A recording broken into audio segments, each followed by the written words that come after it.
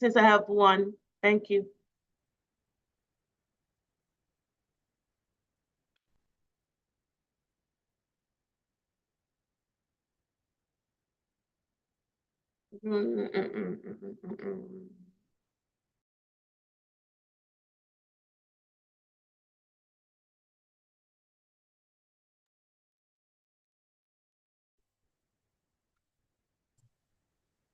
Okay, good morning, ladies and gentlemen. My name is Judge Law, and I think we're going to begin with our state all-purpose calendar for this morning, April 11th, 2024 at 9 a.m.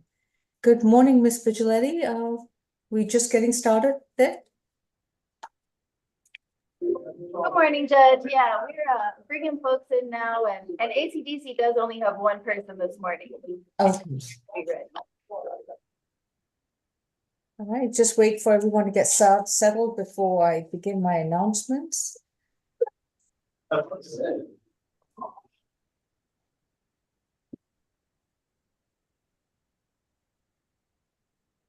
right, as I was saying, good morning, ladies and gentlemen. My name is Judge Law, and this is the state all-purpose calendar with the State Court of Fulton County for April 11th, 2024. These are a list of misdemeanor cases in which individuals were already accused of one or more misdemeanor offenses. First appearance have already been addressed, bonds have been set, and today we're going to get a status of the cases. In other words, whether the individual defendants would like to enter a plea of not guilty and have their cases noticed for trial in the future, or whether they would like to consider the state's recommendation and perhaps enter into a negotiated plea, that is, entering a plea of guilty or no contest in exchange for a recommended sentence. Other matters I may be addressing today are bench warrants, probation matters, as well as our competency calendar and bond modifications.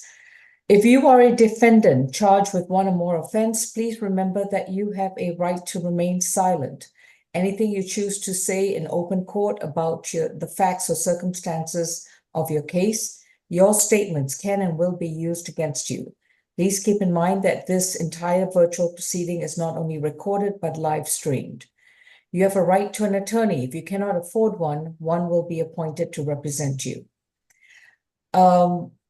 If you are a private defense counsel chiming in through Zoom, please make sure that your screen is on mute. All right, let's begin with ACDC. Who do we have, please? ACDC?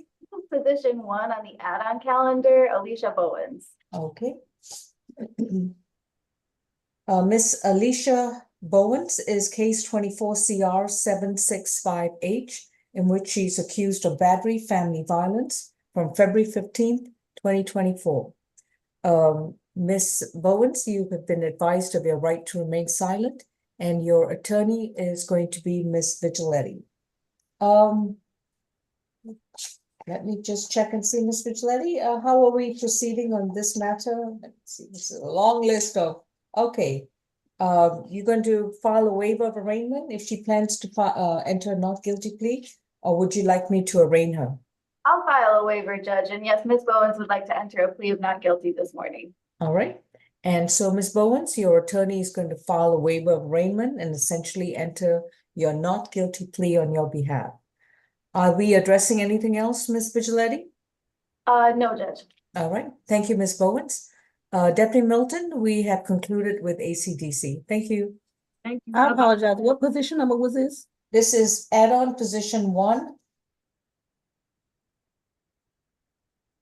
It's a waiver of arraignment and further notice for trial. All right. Moving on to courtroom 2. Who do we have?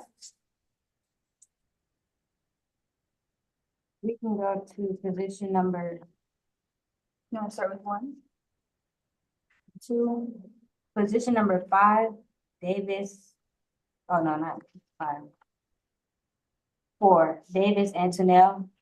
Position 4. Come on, man. Come on, come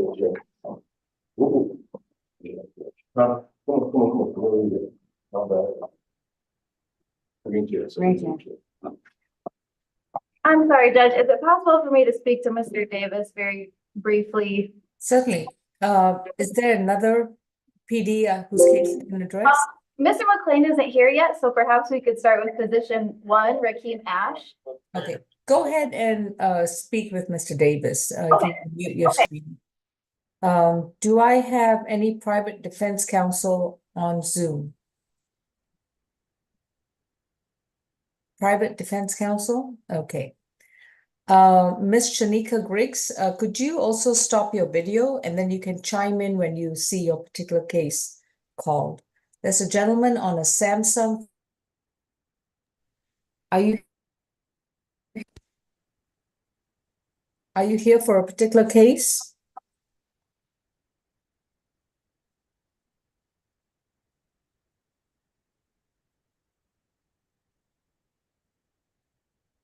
It appears that he's muted and I don't think he realizes he is. The Samsung, I mean, Your Honor. All right. Don't know, but. All right. I'm sorry, Yana. All right. Are you here for a particular case or are you private defense counsel? Yes, Yana. I am the victim in the case of Okay.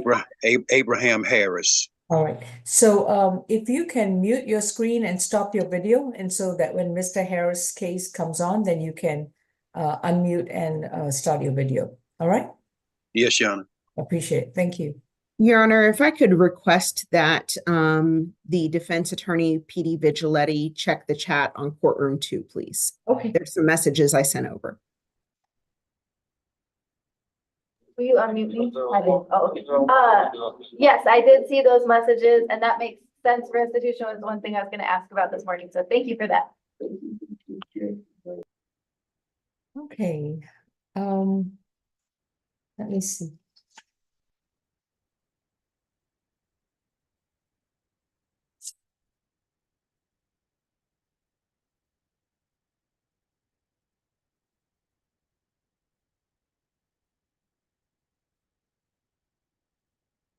Position number 14, while Ms. Vigiletti is speaking, I'm just going to go over some of the position number 14. Public Defense Counsel has asked that Demario Jackson be reset.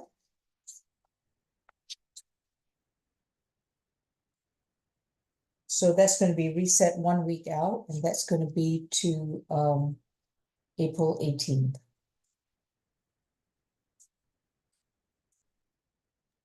What was the last name? Demario Jackson, position 14. I'm just going by the PD's announcements while she's in discussion. Let's see what else with that. And then I understand, and you can confirm that with me, Ms. Falk, if you know, or Ms. Strong. Position 16, Alexander Leonov has been released. That is correct, Your Honor. He was released on April 9th. So we're going to further notice that for trial.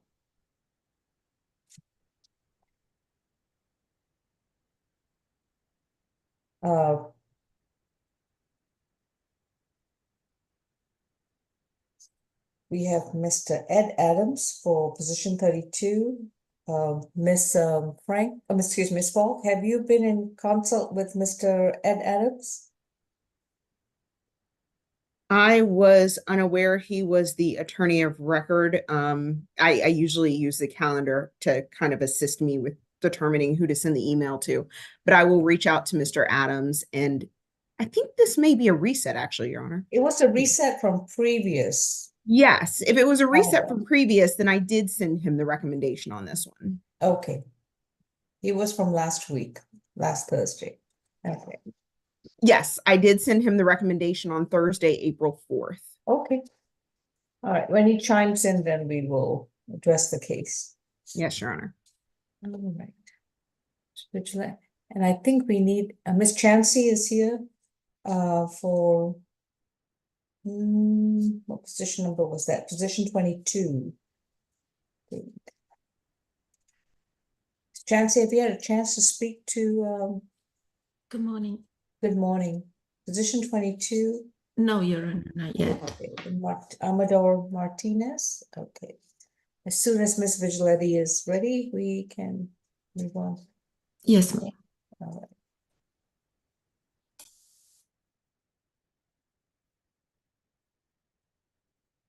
Okay.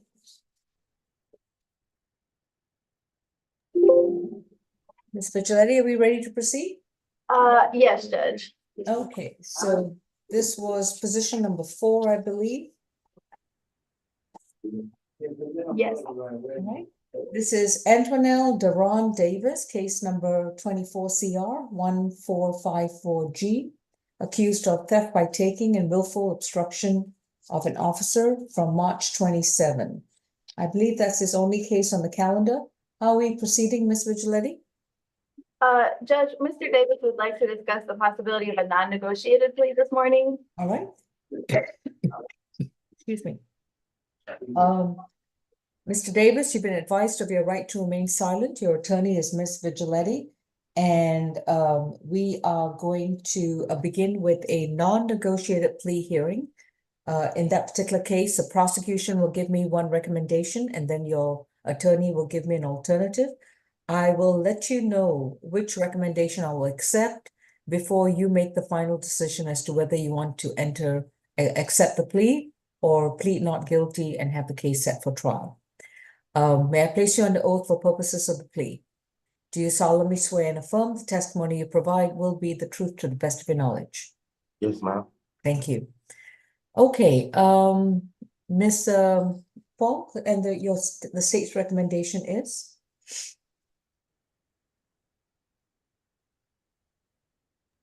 The state's recommendation on this case on count 1 is 12 months served 60 days, credit for time served 15 days. That is going to be from March 28th of 2024, balance probated in anti-theft course.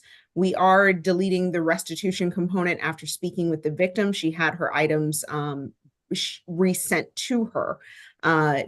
Stay away from 440 Lada Street and no further contact with Svetlana Poladova. On count 2, we are asking on the willful obstruction, 12 months probation, a $300 fine concurrent with count 1. The incident that happened here is that the defendant I have my notes up. Let me just get to them. The defendant on March 27th of 2024 at 423 Boulevard Northeast, first at 440 Lotta Street Northeast, had taken a package with children's toys inside, which was the property of Svetlana Poladova, with the value of $1,500 or less. He was actually seen on video taking the package off the front porch of the victim's home. He was then seen running away with the package in his hand. The package was estimated to be worth $40. The defendant did admit when he was arrested to taking the package because someone told him they would pay him $20 for it. The defendant was then officers tried to place the defendant under arrest, but when they did so, he pulled away as they attempted to handcuff him and would not follow the officer's commands. I will say that this defendant has a lengthy history going. It is 35 cycles in total. He has a 2023 burglary case that was dismissed, a 2022 parole violation, a 2019 failure to appear, 2018 parole violation, a Douglas County Superior Court 2018 case for theft by shoplifting, willful obstruction, and aggravated battery. For that, he received 15 years of probation. He also has a, theft by shoplifting from 2019, where he received 215 days in confinement, a parole violation from 2018, a false imprisonment and burglary case from 2008 in Fulton County, where he received 10 served 2. And that just takes us to cycle 26, just to give your honor kind of a preview of the kind of history that we're working with here. And so for that reason, the state felt that the offer of 60 days to serve, given the fact that he has multiple theft cases, was quite generous. That's all for the state. Ms. Vigiletti? Yes, Judge, I spoke with Mr. Davis yesterday. he did make me aware of his history and just the fact that he's been trying to get on the right track. He tells me that he's doing well on his probation for the aggravated battery. His primary concern today is the additional jail time, just because he is working. He works at Belford Pine Apartments. He does moving work while they're doing construction. And as you know, probation can be quite expensive. He is concerned that he's at risk of losing his job. So that is his request today. You know, he's been here for 15 days. The package was valued at $40. He's accepting responsibility for what happened today and just wondering if it's possible to convert the jail time portion to time served so he can go home and get back to work. Is he still on probation or on parole? I believe he is still on probation for the aggravated battery. Right. That sentence was for 15 years, so he's going to be on probation for quite a while, Your Honor. All right. In that case, and where does he report for probation? He reported at Pryor Street? Yeah, he reports to Pryor Street. JCS or somewhere else? So felony probation in Fulton County, I Is believe the different. county runs their own probation. Okay. Well, Mr. Davis, yes, the alleged item is only $40 and you have a significant history. And what's also concerning is that I don't think this may be the last time we see you. And that is my just personal opinion based on your criminal record history and based on the allegations of this case. I'm going to, however, agree to serve 30 days, credit for time served 15 days. You will report to Fulton County probation for the first 6 months. And then if you completed all the condition, the latter part of the 6 months will be non-reporting. That he'll need to stay away. He needs to pay, complete the anti-theft class within 60 days of being released and no contact with the victim. In addition, he'll need to pay that $300 fine for the willful obstruction. Is that something that he would like to consider, or where shall we further notice the case for trial? Thank you, Judge. We'd like to move forward with the plea this morning. He understands that he'll be on active probation for 6 months as well, Yes. in addition to his felony probation. Yep. Yes, Judge. And that 6 months is only if he completes all the conditions. Understood. All right. Okay, Mr. Day, and do you stipulate to the factual basis, venue, and ID? Yes, we do for the purposes of the plea. And Your Honor, if I may, I just wanted to put on the record that the victim, Ms. Svetlana Poladova, stated she will not be here on Zoom today. Just to clarify for the record why we did not sound for the victim. So noted. Thank you. Did Mr. Davis have additional questions of you, Ms. Vigiletti, or shall I proceed? Would you like to proceed with the plea and we can talk after? Okay, I think we're ready to proceed, Judge, and I'll make sure he has all of his requirements in writing after we're done here. All right. Mr. Davis, have you consumed any medicine or alcohol recently? No, ma'am. And have you understood what's been going on in this case so far? Yes, ma'am. And you understand that if you accept this plea, that you will be on active probation for 6 months, a separate probation case. And if you don't complete the conditions, your active probation continues. Yes, ma'am. And are you satisfied with your legal services? Yes, ma'am. Are you entering this plea freely, willingly, and knowingly? Yes, ma'am. Do you understand that if you enter this plea, you would have to give up your constitutional right to a trial? You will not be able to confront your accuser, challenge the evidence brought against you, present your own defenses and arguments, and have the state carry its burden to prove the charges against you beyond a reasonable doubt. Are you prepared to give up these rights? Yes. How do you plead to 1 count of theft by taking? Guilty. How do you plead to 1 count of willful obstruction of an officer? Guilty. On the theft by taking, your sentence is 12 months to serve 30 days, credit for time served 15 days. Balance will be on probation with the Fulton County Probation Services at 132 Mitchell Street in downtown Atlanta. You will report to probation on Monday before 3 p.m. Yes, ma'am.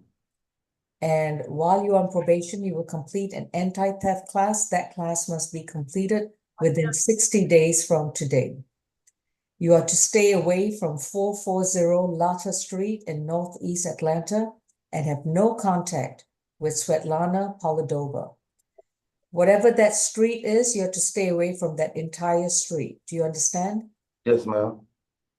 On the willful obstruction is 12 months probation to pay a $300 fine, and this will be concurrent with count 1. As if you complete all these conditions, including paying the fine, completing the course, and you are up to date with your probation fees and court costs, then your probation will go non-reporting after 6 months. Yes, ma'am. Otherwise, in the first 6 months, you must continue to report in a timely manner. Yes, Thank ma'am. you. Thank you, Judge.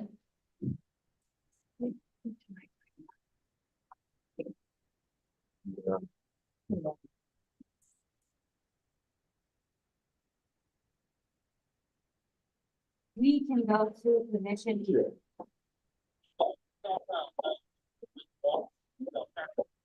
I'm sorry, I didn't catch the number.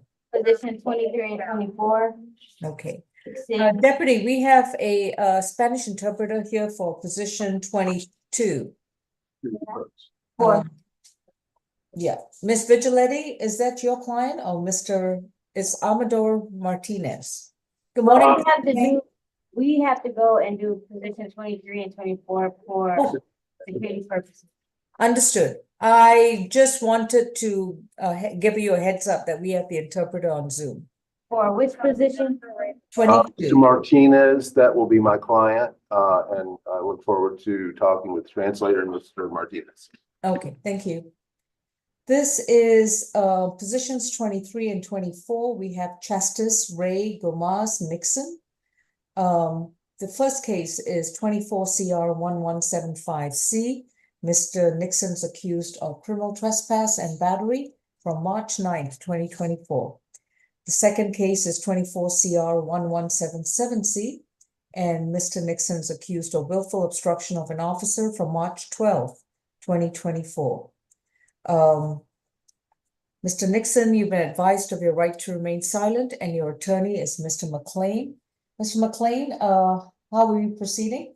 And we are proceeding with negotiated pleas on both counts. If I might, just a moment, Your Honor, I need to be.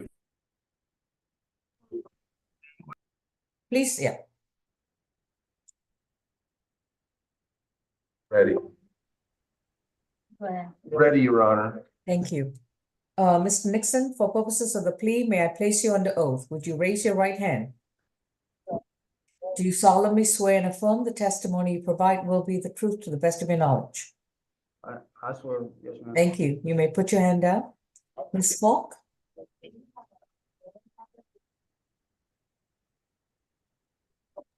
Yes, Your Honor. And this is Chastis Nixon, correct? Correct. Yes. And it's a negotiated plea? Yes. Okay. For both cases. Thank you. Count 1 on the criminal trespass on position 23 is 12 months. Concurrent with count 2, stay away from 1136 Euclid Avenue Northeast, which is the yacht club. Count 2 is 12 months served 62 days, credit for time served 31 days, balance probated, 12 weeks anger management, 40 hours of community service, no further contact with Eric Broussard. Stay away from the yacht club at 1136 Euclid Avenue. Position 24, the willful obstruction of law enforcement officer. The recommendation is 12 months, served 62 days, credit for time served 31 days from March 12th of 2024. Balance probated, the 40 hours of community service is repetitive, so I will delete it from this recommendation, and a $300 fine. The state would like to sound for Mr. Eric Broussard, and we would ask the defense to stipulate to venue, factual basis, and identification for the purposes of the plea. For said purposes, we do so stipulate, yes. Mr. Broussard has not responded, so Mr. Nixon? Guilty. Oh, she's Thank gonna, you for that, but she's gonna ask you some questions, Mr. Nixon. Mr. Nixon, Yes, ma'am. have you consumed any medicine or alcohol? Ma'am. Have you understood what's going on so far in your cases? Yes, ma'am. Are you satisfied with your legal attorney? Yes, ma'am. And are you entering this plea freely, willingly, and knowingly? Yes, ma'am. Do you understand that you will be reporting to probation every month and that you would need to stay away from the yacht club and Mr. Broussard? Yes, ma'am. If you decide to take this plea, you would have to give up your constitutional right to a trial in front of a judge or a jury. You will not be able to confront your accuser, have the assistance of an attorney to go to court, challenge the evidence brought against you, present your own defenses and arguments, and have the state carry its burden to prove the charges against you beyond a reasonable doubt. Are you prepared to give up these rights? Yes, ma'am. How do you plead to criminal trespass and battery from March 9th, 2024? 24, the MAR is guilty. I mean, yes, ma'am. Let me try that again. How do you plead to criminal trespass at the yacht club and battery from March 9th, 2024? Guilty. And how do you plead to willful obstruction of an officer from March 12th, 2024? Guilty, ma'am. The criminal trespass will be 12 months probation concurrent with count 2, including the stay away from the yacht club. On the battery charge is 12 months to serve 62 days, credit for time served 31 days, balance probated. You will report to the Fulton County Probation next Monday before 3 p.m. And that is located at 132 Mitchell Street in downtown Atlanta. While you're on probation, you will complete 12 anger management classes. I don't know whether he's paying attention, so No, I'm listening. It's hard to hear what you. okay, He tends to look downward. That's, all right. He needs to complete 12 anger management classes, and those classes must begin within 60 days of reporting to probation his first time. He's also to complete 40 hours of voluntary community service at any nonprofit agency. He must begin with 5 hours per month and a minimum of 5 hours every month thereafter. He's to stay away from the yacht club at Euclid Avenue and have no contact with Eric Broussard. With regards to position number 24 on the willful obstruction, it will be the same sentence concurrent with the addition of a $300 fine, which he has 12 months to pay off. He will report to probation every month for the remainder of the 12 months. Thank you. Your Honor, I would ask the court to consider the maximum number of months that could be allowed on waiver of supervision fees, as he will have an expense with the $300 fine, and he will have an expense with that 12 hours of anger management. And what is the reason for the waiver other than the fact that he has to pay the fine and do the classes? He has no income. He's been in jail for a while. Employment is going to be a problem. He's going to be asking relatives and friends, but he's the term is impecunious. Does he have a mailing address? Not at this time. He's going to report, and at the time he reports on Monday, he hopes to have a legitimate mailing address by then. I just missed my work job, my job a few weeks ago. I'm missing, so I get this situation. I have a Cramerton, North Carolina address, so that's my concern. Right. There's a North. Where will he be? Will you be in North Carolina or will you be here in Georgia? No, I'll be in Georgia. Do you know which address you'll be at here in Georgia? Let's just use the Cramerton, North Carolina as the address, but I'll be in Georgia because I got situated. I got kicked from that address, the trespassing address, and so I had to switch my mailbox to that one. Okay. That's All what. Mr. Nixon, you need to provide probation with a valid mailing address in Atlanta, Georgia, or anywhere in close by to the probation office in Georgia, so that we may be able to reach out to you and contact you. Otherwise, this is not going to work out. Austin, I We'll talk a little further and get that address. Are we I'm still signing off on the plea, Mr. McLean? Yes, Your Honor. All right, I'm going to waive his probation fees for just 2 months. Thank which you. is going to be, well, it'll be through the end of June, so April's almost over by the time he reports. So it will be till the end of June. After Okay. that, he must start paying probation fees, but by his first visit, we'll need a fixed mailing address. I don't see that he's residentially challenged, if he has friends and family here, but he'll need to provide that mailing address. Thank you. Thank you. Let's go back for a second. We All can right, go Mr. McLean or Ms. Vigiletti, who's your next client? position number 1, Rakeem Ash.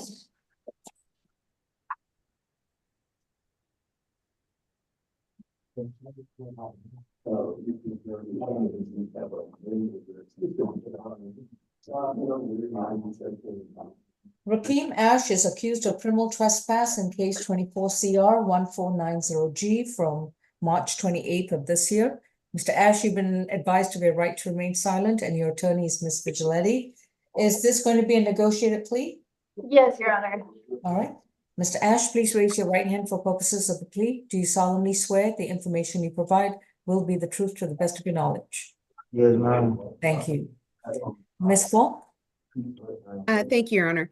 This is a criminal trespass plea. The recommendation is 12 months, serve 30 days, credit for time served 15 days from March 28th of 2024 to today. Balance suspended. Stay away from 200 Edgewood Apartments at 200 Edgewood Avenue Northeast, Atlanta. No further contact with Raheem Rolock. We did speak to Mr. Rolock, and he stated he may be on Zoom, so I would like to sound for him, and he is in agreement with this plea offer. The state would like to ask the defense to stipulate to venue, factual basis, and identification for the purposes of this plea. So stipulated. All right. No one has responded to Raheem Rolock. So, Mr. Ash, have you consumed any medicine or alcohol recently? No, ma'am. And have you understood the proceedings so far?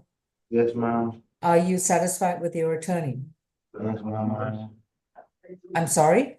Yes, ma'am, I am. Okay. And are you entering this plea freely, willingly, and knowingly? Yes, ma'am. So you understand that if you enter a guilty plea, you would have to give up your right to a trial. You will not get the chance to go back to court and challenge this charge in a court of law. You will not be able to confront your accuser, have the assistance of counsel to challenge the evidence brought against you, present any defenses you may have, and have the state try to prove the charge against you beyond a reasonable doubt. Yes, ma'am, I understand. Right? How do you plead to 1 count of criminal trespass? Guilty. The sentence is 12 months to serve 30 days, credit for time served 15 days. If you have no other holds at the jail, you'll be released within 24 hours. The balance is suspended. But if you are seen within 200 yards of the building identified as 200 Edgewood Avenue, you could be arrested again. You're also to have no contact with Raheem Bullock. 200 yards is quite far away, Mr. Ash, and there are many, many buildings over there. So please be mindful that you do not go back to that area. Do you understand? Yes, ma'am, I understand. All right, thank you. Medical, who do we have, please? This is position number 11 and 12, Michael Hart. Okay, let me see how courtroom 2 is proceeding. Thank you.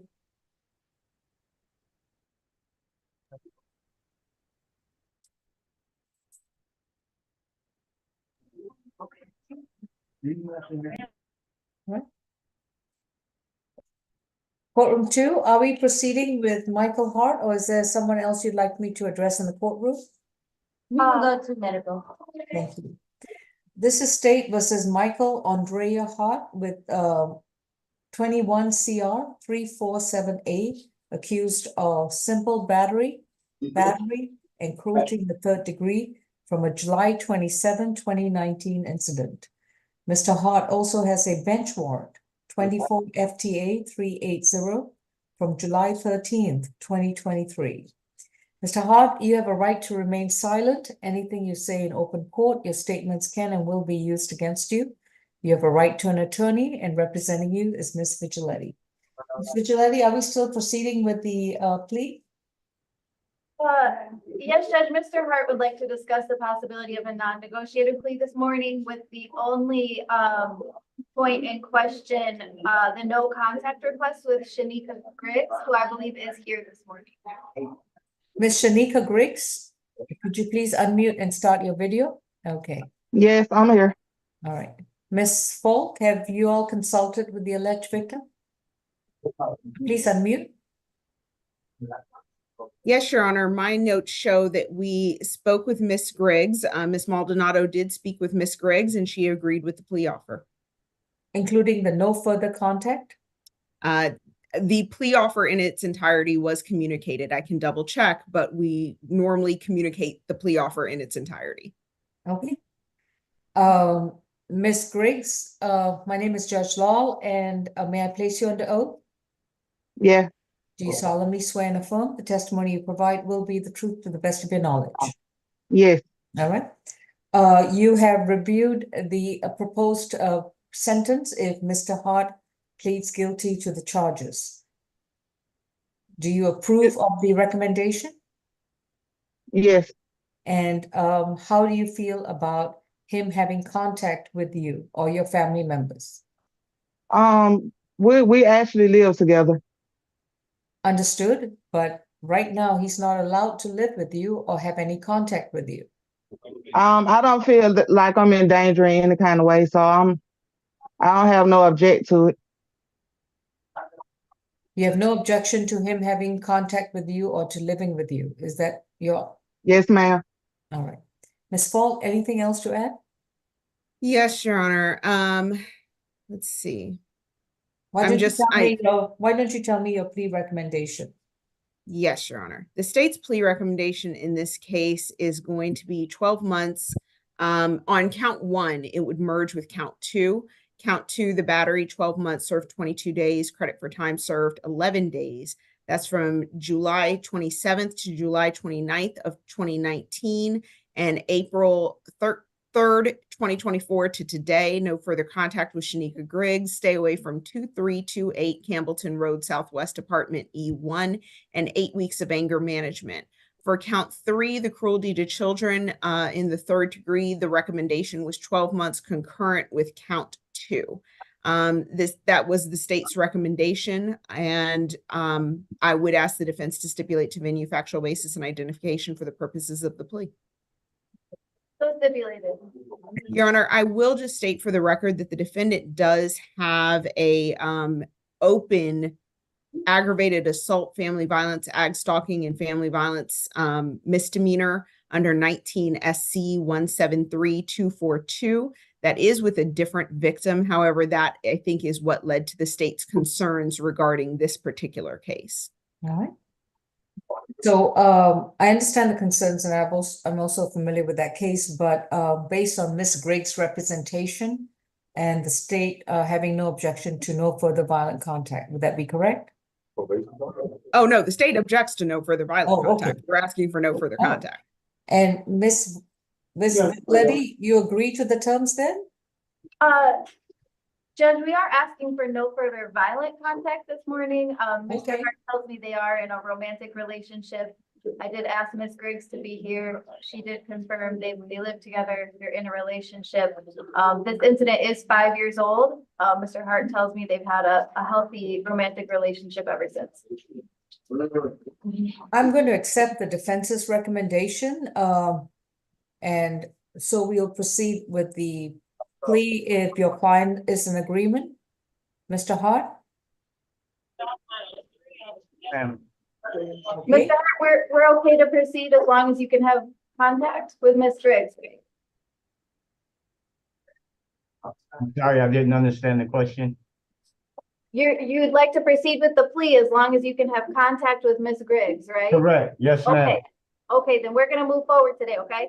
Okay, Mr. Hart, have you consumed any medicine or alcohol recently? no, ma'am. And have you understood your attorney's explanations about your case? Yes, ma'am, I understand. Have you understood what we have been discussing on Zoom this morning about your case? Heretofore I have, ma'am. I'm sorry? Up to now I have. Up to now, okay, that's a good plus. If you decide to, excuse me, before I proceed, are you satisfied with your legal services? I'm more than satisfied. Miss Olivia has done a great job for me.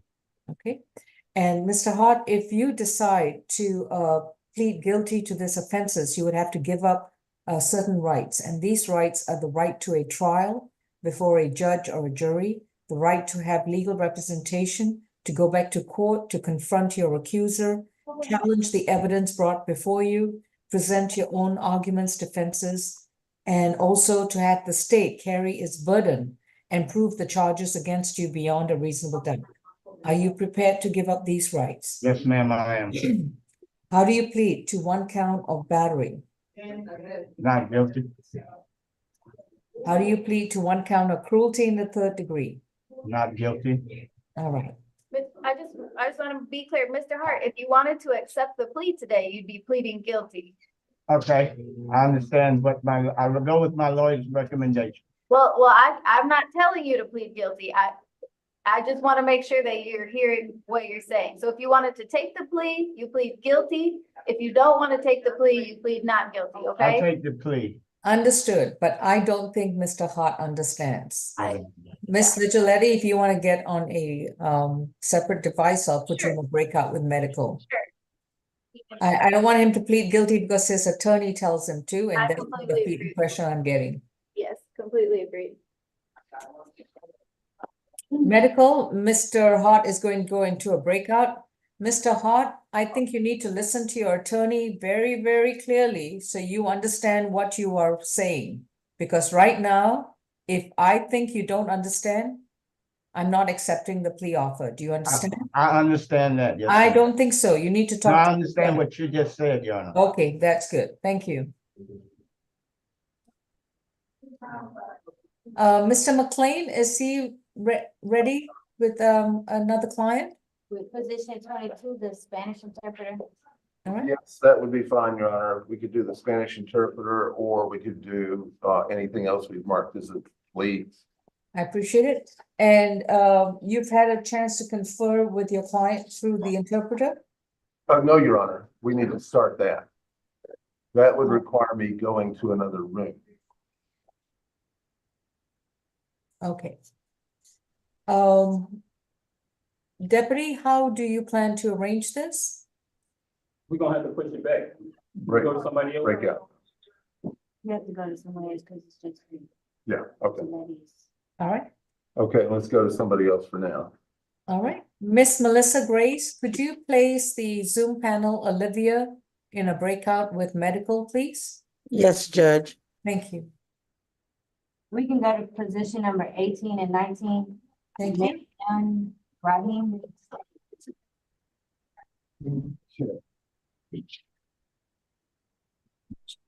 This is a not guilty, Your Honor. I will waive the arraignment portion. If there is anything that can be done about his bond situation, that's what he's here for. All right. This is Rahim Rashad Madyoun, case number 23 CR 6255Y, accused of simple assault, family violence, and terroristic threats and acts from October 15, 2023. Mr. Madyoun has a bench warrant from December 6, 2023.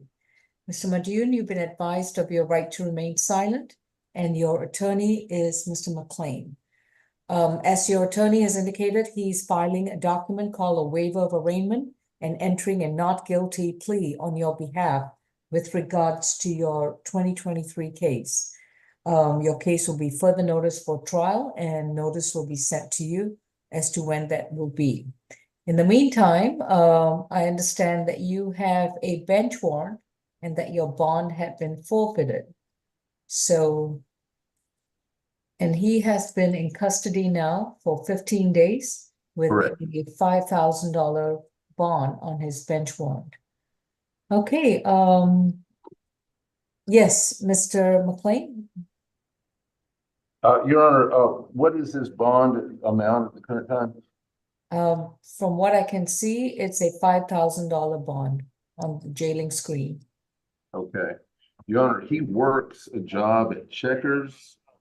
And because of that, he seeks to have his bond become a signature bond so he can get to work and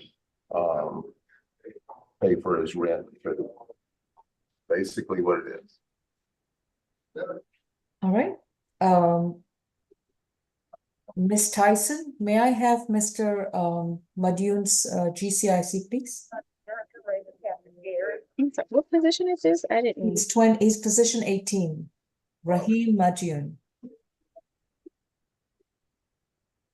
Okay.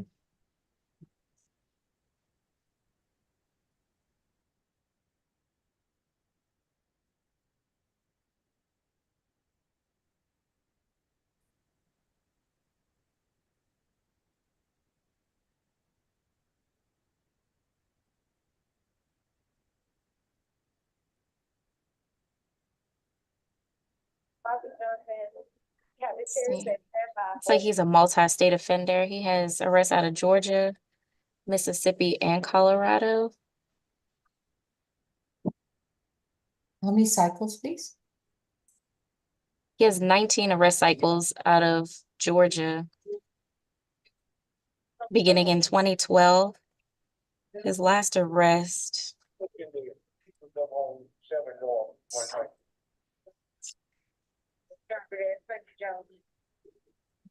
His last arrest was in Fulton County, March 28th to 24 for a violation of probation. He does have an FTA. See, from this year, 2024, another from 2023.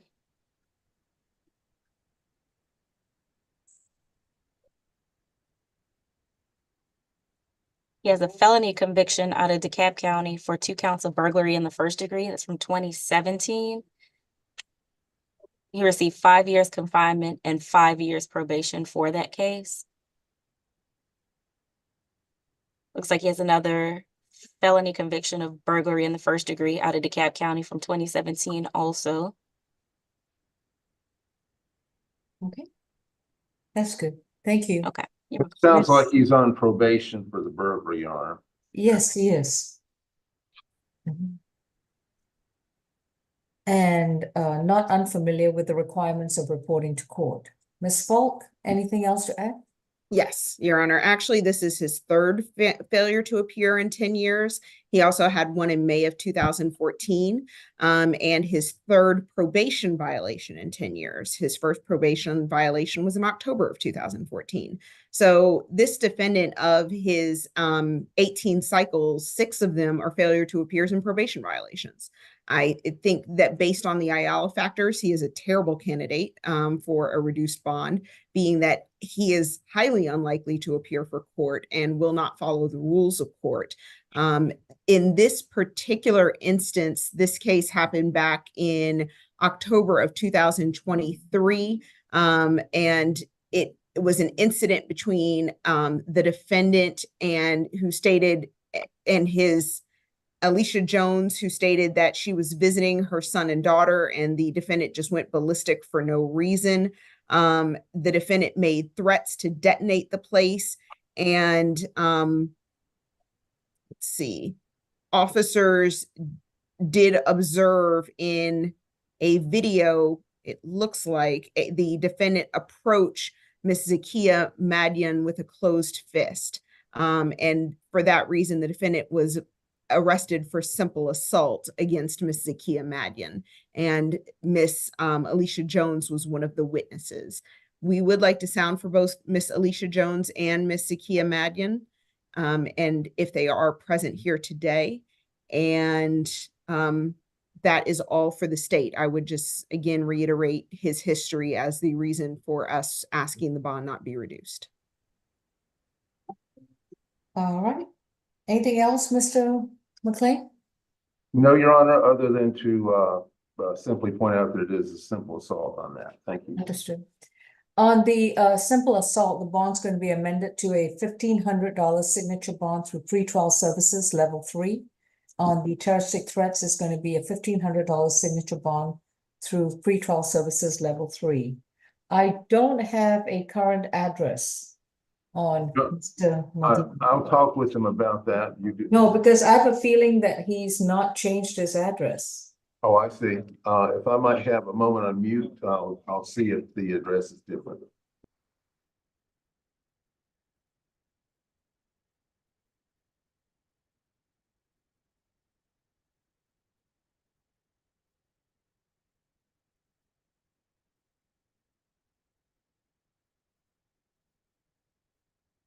And Ms. Tyson, just to clarify, level 3 reporting again is,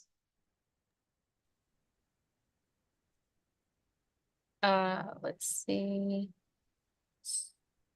He will report, so weekly, he will do a virtual report weekly and then a face-to-face once a month. okay, thank you.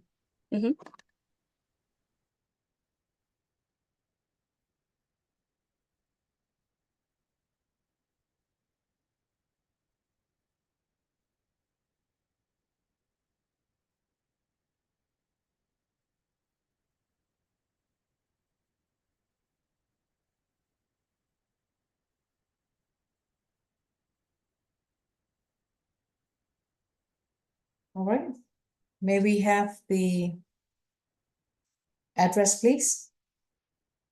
Mr. McLean, please unmute.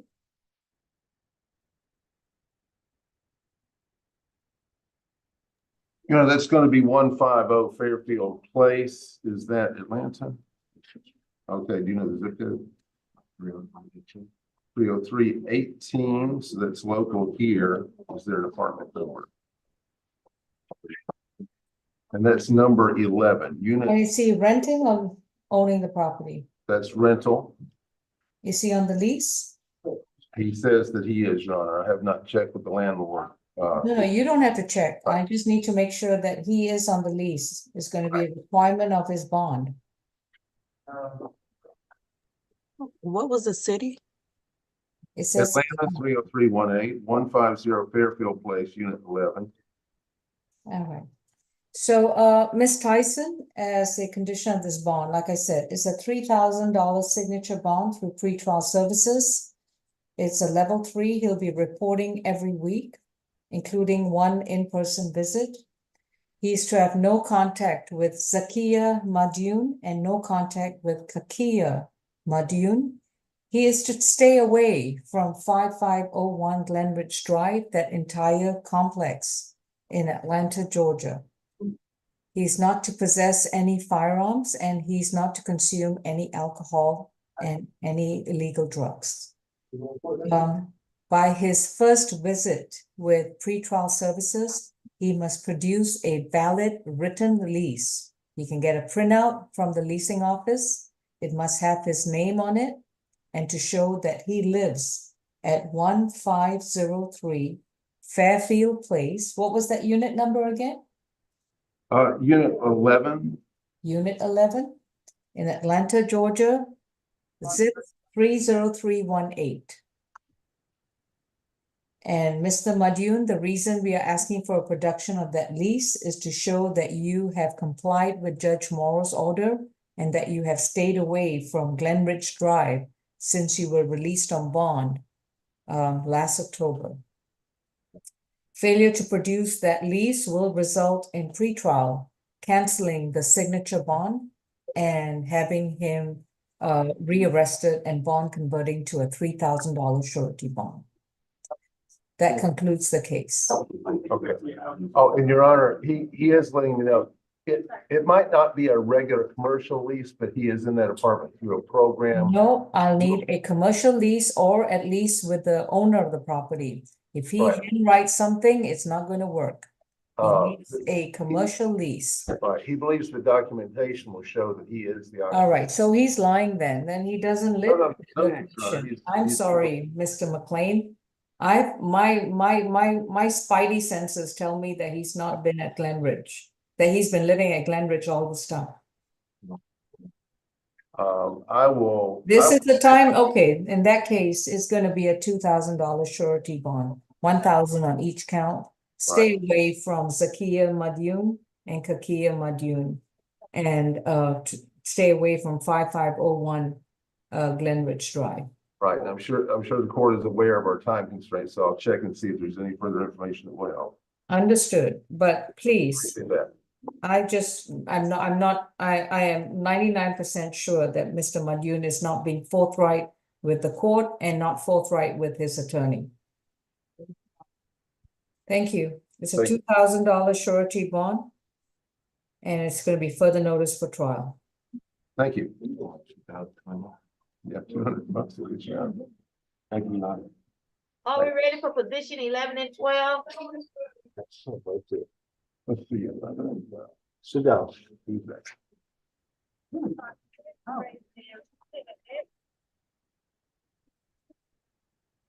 All right, Ms. Vigiletti, are we ready to proceed with Mr. Hall?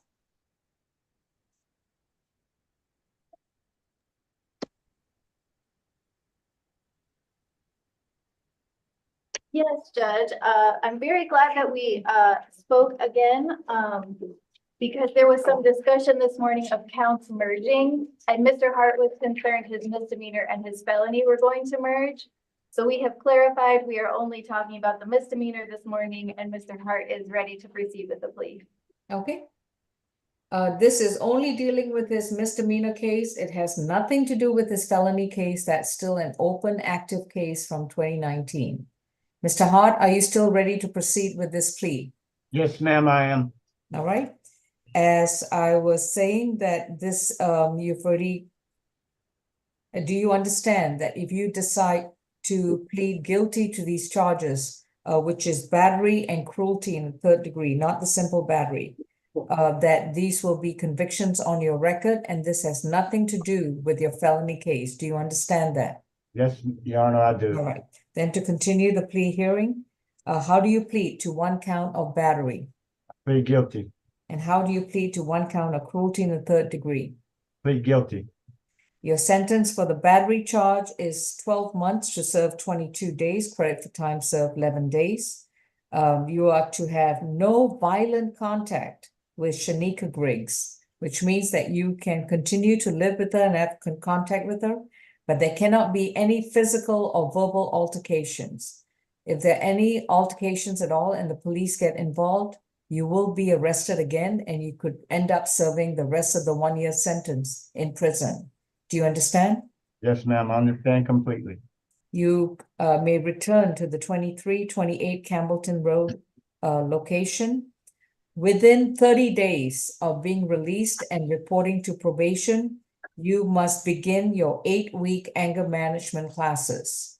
So by your second probation visit, you must show proof that you are enrolled in your anger management classes, and you must complete 8 of them.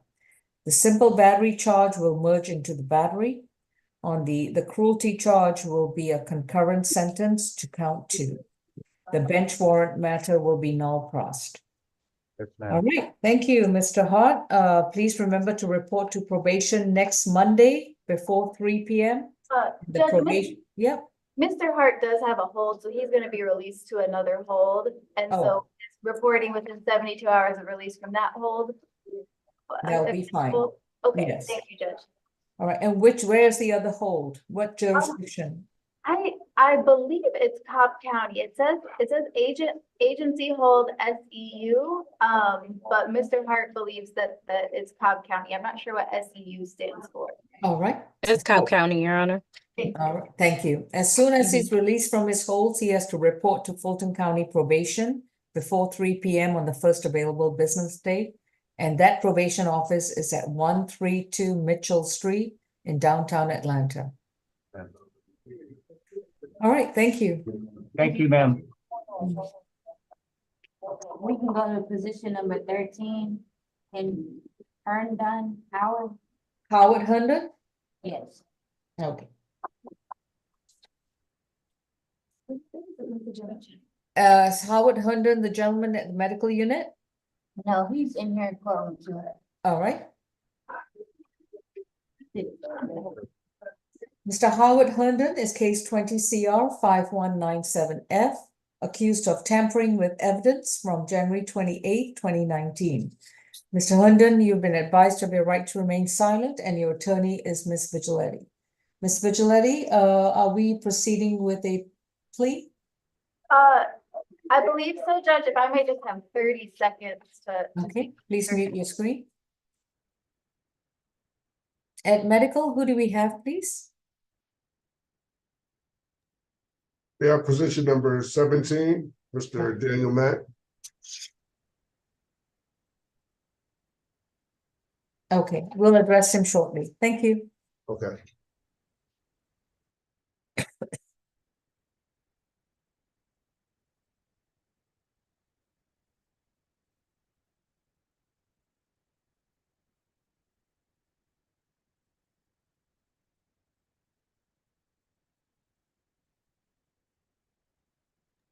We could go ahead and continue with Mr. Mack and medical. Medical? Okay, That's Uh, ready for a negotiated plea, Your Honor. all right, Mr. McLean. This is Mr. Daniel Mack, who's located at the medical unit. Mr. Mack, I'm sorry, Your Honor. that's okay. You caught back a lot faster than you expected, didn't we? Okay. Mr. Daniel Max is accused of giving false name, address, or information to a law enforcement officer, obstruction of a law enforcement officer, driving while license suspended or revoked, and fleeing or attempting to elude a police officer. These stem from an April 30th, 2022 incident.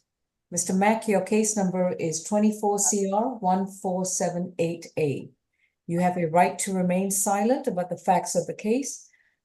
Anything you choose to say about the facts, your statements can and will be used against you.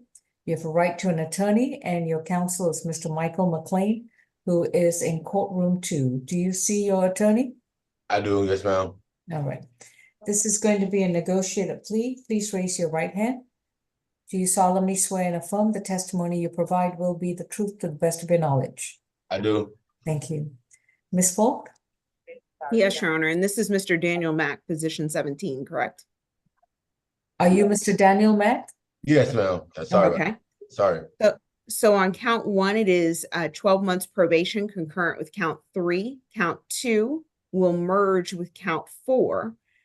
On count 3, the driving while license suspended, it is 12 months, served 2 days in jail, credit for time served, with concurrent to count 4 and a $500 fine. On count 4, it is 12 months probation, served 30 days, credit for time served from March 28th, 2024 to today, which is 15 days, which will release him on this case, a $1,000 fine, 40 hours of community service, and no driving. The state would ask the defense to stipulate to venue factual basis and identification for the purposes of this plea. For the purposes of the plea, we do so stipulate. Right. Mr. Mack, have you consumed any medicine or alcohol recently? No, ma'am. And have you understood the proceedings so far? Fully. Are you satisfied with your attorney? Yes, ma'am. And is anybody forcing you, inducing you to take this plea today? No, ma'am. If you decide to plead guilty to these charges, you would have to give up your constitutional right to a trial in front of a judge or a jury. You will not be able to go back to confront your accuser, challenge the evidence brought before you, present any arguments or defenses, and also have the state carry its burden to prove the charges against you beyond a reasonable doubt. Are you prepared to give up these rights? I am. Yes, ma'am. All right. Count 2 is going to merge with count 4, so the obstruction charge will merge into the fleeing or attempting to elude. Count 1, giving false information to an officer, will be 12 months to be served concurrent to count 3. With regards to count 3, that would be a 12 months to serve 2 days, credit for time served 1 day, and that would be concurrent to count 4. With a $500 fine for driving while license suspended or revoked. Mr. Mack's license will also be suspended for 1 year, and he's not allowed to drive for 1 year. On the fleeing or attempting to elude a police officer, the sentence is going to be 12 months probation to serve 30 days, credit for time served 15 days. His jail time is concluded. Does he have any other holes, Ms. McLean? I'm not aware of any, Your Honor, but I believe he does. I believe he did mention that there would be one hold. Is that correct, Mr. Matt? One hold? Yes, sir. Was that the Douglas, was that Douglasville? Douglasville, yes, sir. So there is Douglasville, but that may be fairly minor. So I told him, It's very minor. I do recall, Your Honor, I told him as soon as he is free, within 48 hours, business hours, get over to JCS. Okay. Does he have a probation hold as well? Yes. Okay, I believe that's correct. so. That's for Fulton County though. Understood. All right. So with regards to the fleeing or attempting to elude, it's going to be 12 months to serve 30 days, correct time for time served 15 days. Once you're released from all your hold, Douglas or probation, you are to report to the Fulton County probation within 48 hours on the first business day. And that's going to be at 132 Mitchell Street in downtown Atlanta. For the fleeing or attempting to elude, that's going to be an additional $1,000 fine plus 40 hours of community service with any nonprofit agency that's not a church and not a school. As indicated, you're not allowed to drive for 12 months while you're on probation, and the 12 months would start from the time that you begin probation in this case. Okay. And thank you for reminding us of the holds, Your Honor. The contact, he and I did discuss the getting over to 132 Mitchell, so I think he'll do fine. All right. He once he begins probation, in addition to no driving, he is to begin paying his $1,500 fine with a minimum payment of $150 per month. Thank you. Thank you. Your Honor, he may have 2 holds out of South Carolina also. There's 2 active warrants on his GCIC. Oh my. That's worse. I think it's for probation because they were trying to switch my probation over to South Carolina. I don't know. One says for aggravated assault, and the other one says for assault, and they both have 2 different warrant dates. One is dated April 26th of 2023, and the other warrant is dated November 27th of 2023. Oh. So he's got out-of-state probation holds as well. So Mr. Mack, once you've resolved your probation hold in Fulton County, once you've resolved your probation in Douglas County, Georgia, and once you've resolved your outstanding out-of-state warrants. Now, those are going to be subject to extradition. So you will be addressing a lot of holds before you come back to Fulton County as soon as your holds are resolved. Okay, so I have a question. Y'all don't know anything about what she just was talking about, right? No, we don't. No, that's the only information that they give. And then the Douglasville is the failure to appear. So it says I have 2 active warrants for what? Assault. One for aggravated assault and the other one for assault. Oh yeah, that's the probation. Okay.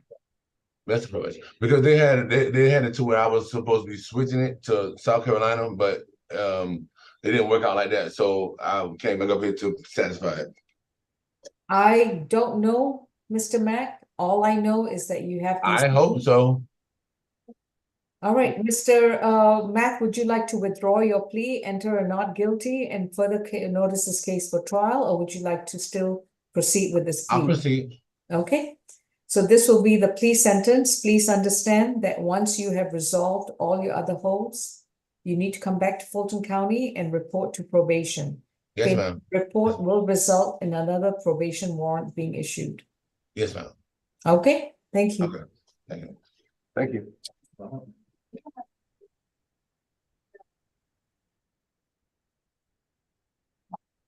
Do we have any word on 15? 15, Mr. Jacobs. We can go to position number 21 and 20 and 21. Morero Lewis. Okay, 20 and 21 is Louis Marrero. Yes.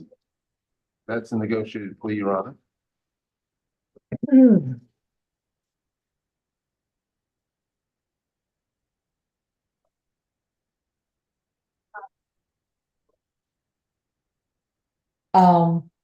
State versus Luis Marrero, position 20 and 21. Position 20 is 21 CR 2395B. Mr. Marrero is accused of fleeing, attempting to elude a police officer, reckless driving, and operating a vehicle while his license is in a suspended status. On position 21, that is his bench warrant, 24 FTA 375 from September 26, 2023. Mr. Marrero, you've been advised of your right to remain silent, and your attorney is Mr. Michael McLean. And Mr. McLean, how are we proceeding on these cases, 2021? This is a negotiated plea, Your Honor. All right. Mr. Marrero, please raise your right hand. Do you solemnly swear and affirm the testimony you provide will be the truth to the best of your knowledge? Thank you. Ms. Falk?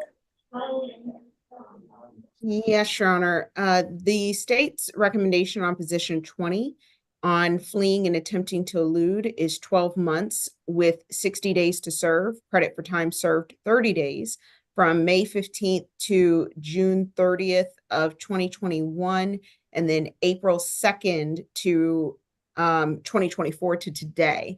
A $1,000 fine, no driving, 40 hours of community service. Count 2, the reckless driving will merge with the fleeing and eluding. Count 3, the suspended operating privileges is 12 months served 2 days, credit for time served 2 days, concurrent with count 1 and a $500 fine. The state would like to ask the defense to stipulate to venue, factual basis, and identification. We will be entering a null pros on position 21 as a result of this plea. Yes, for the purposes of the plea, we do so stipulate. Mr. Marrero, have you consumed any medicine or alcohol? No. And have you understood the proceedings so far? You need to speak up a little bit so that we can put your responses on record. Okay? Yes. Are you satisfied with your attorney? Yes. Repeat. Yes. And is anyone forcing you to take this plea today? No. If you decide to plead guilty to these charges, you will have to waive your constitutional right to a trial. You will not have the opportunity to confront your accuser, challenge the evidence brought against you, present any arguments, defenses, and mitigating factors, and have the state carry its burden to prove the charges against you beyond a reasonable doubt. Are you prepared to give up these rights? Yes. Has it been explained to you that pleading guilty to operating a vehicle while your license is suspended or revoked will trigger another 6-month drive license suspension? Yes. Are you prepared to move forward with this plea? Yes. How do you plead to 1 count of fleeing or attempting to elude a police officer? Guilty. How do you plead to 1 count of operating a vehicle while the license is suspended or revoked? Guilty. On the, as I said, the reckless driving will merge with count 1. On the operating a vehicle while license is suspended or revoked, that will be 12 months to serve 2 days, credit for time served 2 days, and that will be a $500 fine, and probation will be concurrent with count 1. On count 1, it's 12 months to serve 60 days, credit for time served 30 days, and that will be an additional $1,000 fine. Is the state's intent that he has no driving privileges for the 1 year that he's on probation? That is the state's intent. All right. Mr. McLean, then in that case, your client is not allowed to drive while he's on active probation, in addition to the fact that his license would be suspended for 6 months by operation of law. He will also be required to complete 40 hours of community service at any nonprofit agency that is not a church and not a school. Does he have any holes? Your Honor, I'm opening up my Odyssey on, they gave me a new laptop, which is, as bad as the old. Lucky you, okay. Well, it's not the laptop's fault. It's just firing up, Your Honor. I'll check on holes for you. All right. Ms. Tyson, would you see any visible holes? This is Marrero still, right? Right, Yes, he has a felony case holding him in. okay. And So, let's see, looks like he has a, let's see, let me see where this is coming from. Cobb County hold too, yes. once he's resolved with the Superior Court hold as well as the Cobb County hold, he must report to probation in Fulton County to begin probation, in which he'll be required to pay a total of $1,500 in fines plus court costs, as well as his 40 hours of community service. He must begin paying his fines with a minimum payment of $150 per month and every $150 every month thereafter, and also complete at least 5 hours of voluntary community service per month. His probation on this case will be on hold until he has resolved his other holds. Thank you. Right. It's the computer has come up, so it's working great now. Thank you. Mr. Marrero won't be able to start this probation until he resolves his holds. His bench warrant in this particular case is null pros. Thank you. Position number 15, Mr. Jacobs. First name is Frank. Is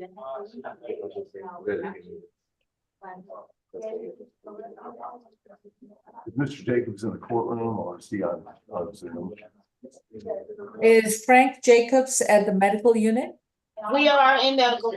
Okay, Mr. Frank Jacobs' case is 24 CR 1459A, accused of 2 counts of simple battery from March 27th of this year.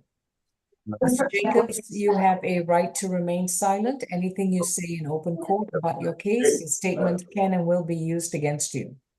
You have a right to an attorney, and representing you is that your client, Mr. McLean? Position 15? Yeah, he's done. Mr. Jacobs, I believe you were going to tell us your decision this morning. That's what our announcement was. Mr. Jacobs, your attorney is Michael McLean. Are you paying attention, sir? Yes. All right. I can hardly see. You can hardly see. Is that what you're saying? Yes. Could you hear what I was saying? No, ma'am, because there was a lot of noise in the background here. Okay, so please pay attention. I'm paying attention. You have a Very well. misdemeanor case in which you have 2 separate charges for simple battery from March 27th, 2024. You recently had a court appearance and a bond has been set. You have had discussions with your attorney. I'd just like to remind you that you have a right to remain silent about the facts of the case. Anything you say right now, your statements can and will be used against you about the facts of your case. You have a right to an attorney. Your attorney is Michael McLean. He's on the screen. Mr. McLean, can you wave your hand? Do you see him on the screen? Yes, I see. All right. Your attorney would like to know, how would you like to proceed with your case? Would you like to plead not guilty and schedule it for trial? Or do you have another course of action? No, we can go ahead and go forward with this now. And how would you like to move forward? What do you say, plead out? Mr. McLean, have you discussed the plea offer with him? I have, Your Honor. We met in person. He's over in the medical unit, and the deputy took me to the medical unit yesterday, and we discussed that. I believe that if you remember, Mr. Jacobs, do you remember the elements of the state's offer? Do you remember precisely what they were offering you? I would like to hear from the state what they are offering. This was the one that involved 8 hours of anger management and probation. The jail portion of your sentence would be over with today. You would start the probation portion of your sentence. Do you remember that? Okay, I understand that. I heard that. And stay away from, okay, and stay away from 1190 Metropolitan. You told me you knew where that is. Yeah. Okay, he remembers it, Your Honor. So, Mr. Jacobs, are you considering entering a plea of guilty to these charges? Yes, ma'am. Yes, ma'am. But with an explanation. All right. We will hear that explanation. Miss Falk, you may proceed. Yes, Your Honor. The state's recommendation on count 1 of simple battery is 12 months probation, 30 days to serve, credit for time served 15 days. That's going to be from March 28th of 2024 to today. Balance probated. Stay away from 1190 Metropolitan Parkway. No further contact with Sylvester Bailey and Lamikia Shai, and 8 weeks of anger management. Count 2 will be 12 months probation concurrent with count 1. We would like to sound for Ms. Lamikia Shai and Mr. Sylvester Bailey, and we do ask the defense to stipulate to venue, factual basis, and identification for the purposes of this plea. For those purposes, we do so stipulate. All right. Mr. Jacobs, have you consumed any medicine or alcohol? Just medicine. And are you still able to understand the proceedings? Are you able to understand the proceedings? Christ. Just, what did you say? I can't hear all this noise in the background. I cannot help that, sir. All right. Medical, we're going to have to move him to courtroom 2. We can't, if he cannot hear us, I cannot proceed with this plea. Your Honor, they won't be taking him to the courtroom. So we could go slow and ask him to perhaps, is there a door that could be closed behind him? That door cannot be closed for security purposes. Okay. All right, let me try again. Mr. Jacob. Yes. I'll try again. Have you consumed any medicine or alcohol? Just medicine, no alcohol. And No have you drink. have you understood what's going on even after consuming your medicine? Yes. Have you understood your attorney? Yes. Are you satisfied with your attorney? Yes. You indicated that you have an explanation. The recommended sentence is going to require you to be on probation. Do you understand that? Yes. You have to stay away from the location called 1190 Metropolitan Parkway in Atlanta, Georgia. Do you understand that? Yes. And you have to have no contact with Sylvester Bailey and Lamikia Shai. Do you understand that? Yes. What would you like to tell the court? You said you had something to explain. Okay. I goes over Metropolitan University, see my sister now. I'm sorry, do what? I goes over to see my sister right there at the Metropolitan University, right at the where the store is. And there's a bus stop right there at the store. So there's a problem in catching the bus there anymore? That would be correct.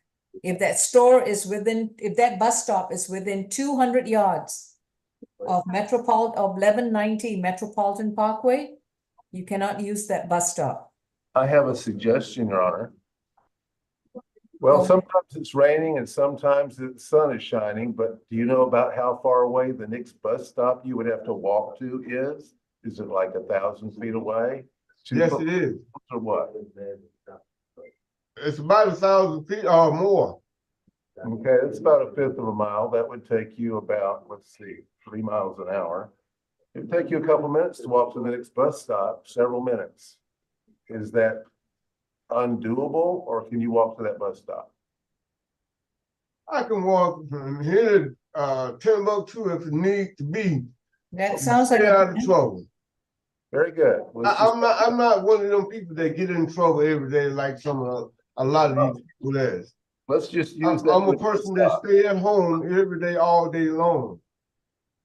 Until I have to go out, go to my doctor's appointments, or go to my sister's house and retrieve my mail. That's the only time I'm out of my house. Well, Okay. your sister will have to come to you now until your probation is over. Who has come to me? Your sister, Oh, that's fine. Yeah, I Okay. understand. but you'll still have to report to probation in person. So you're gonna have to walk to that bus stop 1,000 feet away in order to travel to your probation office. Okay. Is that the probation across from Garnett train station? No. Yes, it is, isn't it? 13, no, No, no, he's Mitchell Street. he's thinking of the thing that's right near Garnett Station, and that's state probation. This is different probation. This is the only probation for misdemeanors in Fulton County. It's several blocks away at 132 Mitchell. You're thinking of the Department of Community Supervision, which is run by the state of Georgia, and that's a different probation. Okay, You I have just to have to find out where it is, that's all it is. 132 Mitchell. You have to memorize that address. I can come up after court's over with, because you're on a nearby floor, just the third floor. I can come up and give all this to you in writing. Okay, All right, Ms. Tyson, Mr. Jacobs has got a fugitive hold. Would that be correct? Okay, let me double check. Let me look. Yes, it looks like it is out of Tennessee, Claiborne, Cleveland County. Claiborne County. Okay, yeah, Claiborne County. It's Knoxville, Tennessee, which is New Tazewell, Tennessee. So in other words, once you plead guilty to these charges, you would have to be transported to Tennessee to address that case. And Yeah. then brought back, and then you'll need to travel back to Atlanta to start probation in this case. Yes. So this is not a simple question of just going home and finding the bus stop. No, it's not. Okay. Would you still like to move forward with this plea, Mr. McLean and Mr. Jacobs? Because Yes, Your Honor, despite some hearing problems, he's quite sharp and he can handle a misdemeanor probation. yes, I'm beginning to get a sense of how his understanding develops. Mr. Jacobs, so you understand that if you decide to plead guilty, you will have an active probation case in Fulton County, Georgia, while you address your situation in Tennessee. Yes. And once I'm glad you said that, Judge. So during the time that I'm in Tennessee, the probation is still running, right? No, it's not. It will be on hold until you resolve your Tennessee matter, and then we'll welcome you back so that you can start probation on that case. It doesn't run concurrent. Okay. All right. Now, I'm not saying to run concurrent. I was just asking during the time that I go there and come back, my probation was running or No. what? It's on hold. Okay. And if you don't report to probation when you come back, a probation warrant will be issued for your arrest. Okay, I understand that. All right, so if you also understand that, then you also understand that if you decide to plead guilty to the 2 counts of simple battery, that you would have to give up your constitutional right to a trial in Fulton County, Georgia.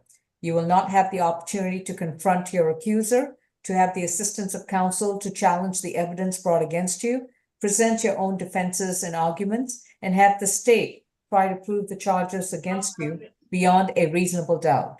Are you prepared to give up these rights? I hate to, yeah, yes, I beg your pardon? yes, Are you prepared to give up these rights? yes. How do you plead to 2 counts of simple battery from March 27, 2024? Guilty for fighting. I'm sorry? Say guilty for fighting. Protecting myself, yes. I plead guilty. Your sentence is for count 2, that's going to be 12 months probation concurrent to count 1. On count 1, simple battery, your sentence is 12 months to serve 30 days, credit for time served 15 days. The remainder of the time will be on probation, which will be on hold until you resolve your fugitive hold in Tennessee. Once you release from Tennessee, you must return to Fulton County, Georgia, and report to probation, which is located at 132 Mitchell Street in downtown Atlanta. You must report to probation within 72 hours of being released from all holds. Okay. While on probation, you shall stay away from 1190 Metropolitan Parkway in Atlanta, Georgia. You have to stay at least 200 yards away from that location. You have to have no contact with Sylvester Bailey and Lamikia Shai. You will also complete 8 anger management classes. Those classes must begin within 90 days of probation, in this case, beginning. Okay. Thank you. That concludes your sentence. Your Honor, like I said, I'll go up and visit him and give him the warrant number and everything. All right. Thank you. Okay, next case, please. Mr. McLean, just FYI, your client, position 16, Alexander Lenoff, has been released and further notice for trial. Very good. Thank you. Ms. Vigiletti? We can do position number 13. Who are we addressing, please? Position 13, Mr. Herndon Howard. All right, Howard Herndon, are we still moving forward with the plea? No, I apologize, Judge. I would like to make a bond argument this morning for Mr. Herndon. All right, let me just check his case. This was from 2019. Just want to be sure whether it's been arraigned or was there a waiver filed.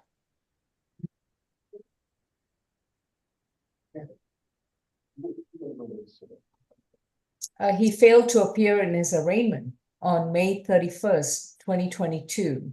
So how would you like to proceed in terms of the, would you like me to arraign him today? I can file a waiver. All right. Mr.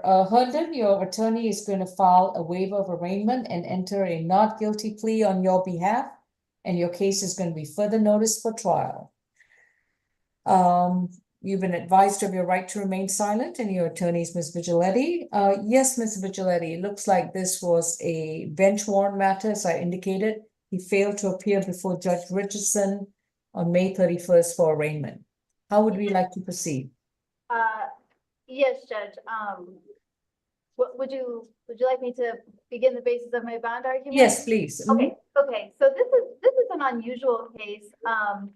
Yesterday, when I spoke with Mr. Herndon, he explained to me that he was very surprised that this warrant existed, because he says that when he was arrested, with this incident of arrest was actually, he was arrested on a traffic violation from another county. And as part of the arrest, he ended up being charged with this tampering with evidence charge. He was telling me that shortly after, an East Point judge dismissed the case, and he was describing the hearing that he went to with a reasonable amount of specificity that it made me curious. And so I did reach out to Ms. Falk. This is a bind over case from East Point, and to see if maybe we had any evidence of a prior hearing. I did see on the police report when he was arrested, there was a hearing on this case scheduled for March 4th, 2019, which matches up with when Mr. Herndon said he went to court previously on this case and it was dismissed. Unfortunately, Ms. Falk confirmed this morning that she doesn't have documents, and I do not have documents about anything that happened at East Point, any hearing that took place at East Point in this case. So because he believes it was dismissed, and because I am a little bit confused about even the charges, and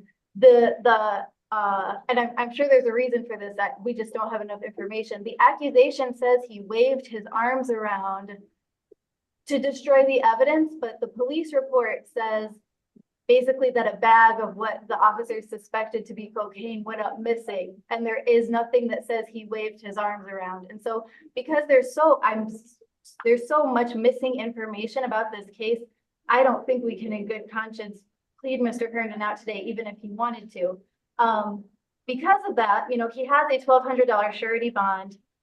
He did miss court on this charge because he believed it was dismissed, completely believed it was dismissed. He was shocked, like I said, to have been picked up on this. I am asking for a signature bond this morning because Mr. Herndon would like to go back to work. He has stable housing, he has a stable address he can give the court. He actually works on the property where he lives. He has been in custody for 11 days. He has a dog at home that no one is tending to. He's just, this is a matter that I do think with further documentation, we might be able to resolve. And I don't know that sort of anything is served, any anything has helped by. May I pause for a minute? So you've indicated that he's got a dog at home. Where is home? Because I've got a residentially challenged, I have no address on Mr. Yes, so we did speak about Mr. Herndon's previous challenges with homelessness, and he has a stable place to live now. I can give you the address. I'd like to do it, not on the recording, but he's living and working at the property, so it's a great situation. He handles their landscaping and things like that, and is able to live there. Well, that seems to have been a problem before, hence the bench warrant. There was no way of reaching out to him.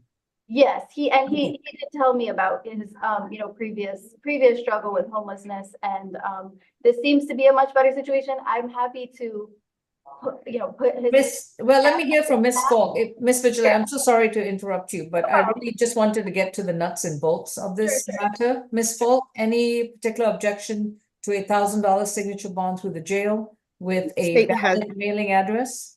State has submitted a null pros. Oh. Well, in that case, Ms. Falk, okay. Well, I just really talked too long, didn't I? She was trying to get a word in edgewise through the two of us. Okay. No worries, PD Vigilante. I'm guilty of it myself. I appreciate it. They've just dismissed. Okay. All right, Mr. Herndon, your case is dismissed. Next case, please. Next, we're going to go to position number 7, Mr. Clement Forts. You can go. Yeah, we're all set.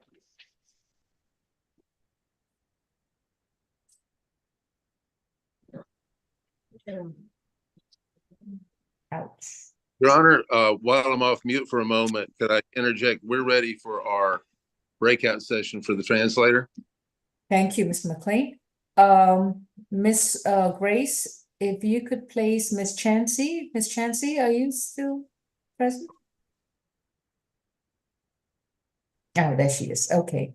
If we could place Miss Chansey and Mr. Mike McLean's Zoom panel in a breakout session, please. Yes, ma'am. Thank you. All right, Miss Vigilante, who do we have? This is Clement Forts next to you. Yes, Judge. All right.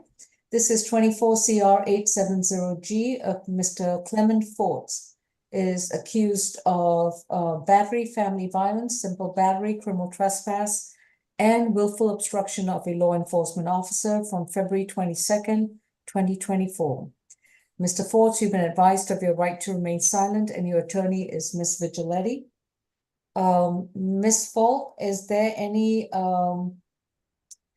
movement on his transfer to the Superior Court for a felony matter?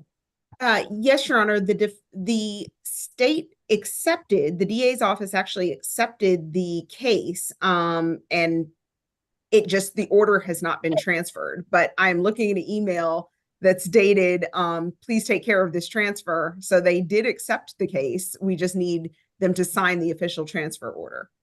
Okay. Ms. Falk, can I ask you, there is also a simple battery, criminal trespass, and willful obstruction charge that seems to be part of his booking into the jail. That's not part of the battery family violence case, is it? Is that a separate? It is. Okay, so it's all one thing.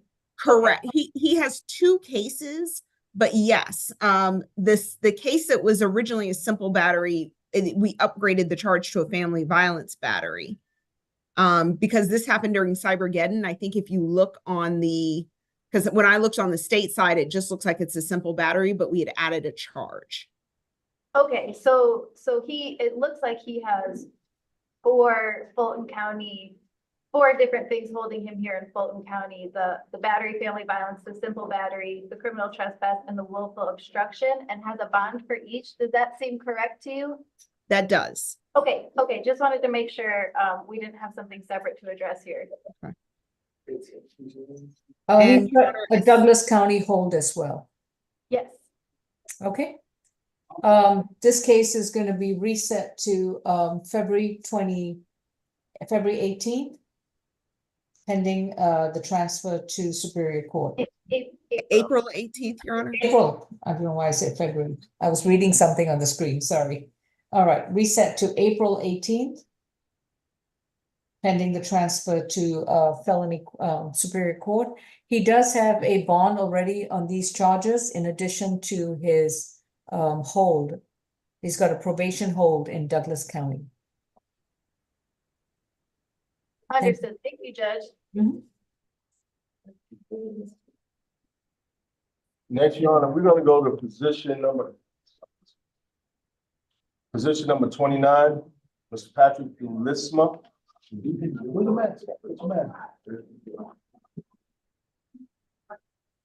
But Ms. Vigiletti is gonna explain the other positions that he has and the alias. Yes, Judge, position 5 and position 29 are the same person, Patrick Davis and Patrick Tulisma.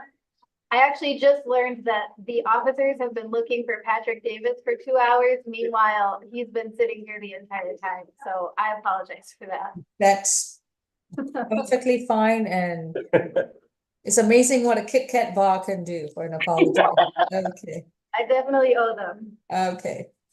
All right, in the meantime, we are addressing Patrick Winfred Tulisma. Mr. Tulisma is position number 5 on the calendar, listed as Patrick Winfred Davis, accused of criminal trespass from October 5th, 2023. And his second case, he is titled as Patrick Winfred Tulisma, also known as Patrick Davis. And this is a bench warrant in 24 FTA 376. Mr.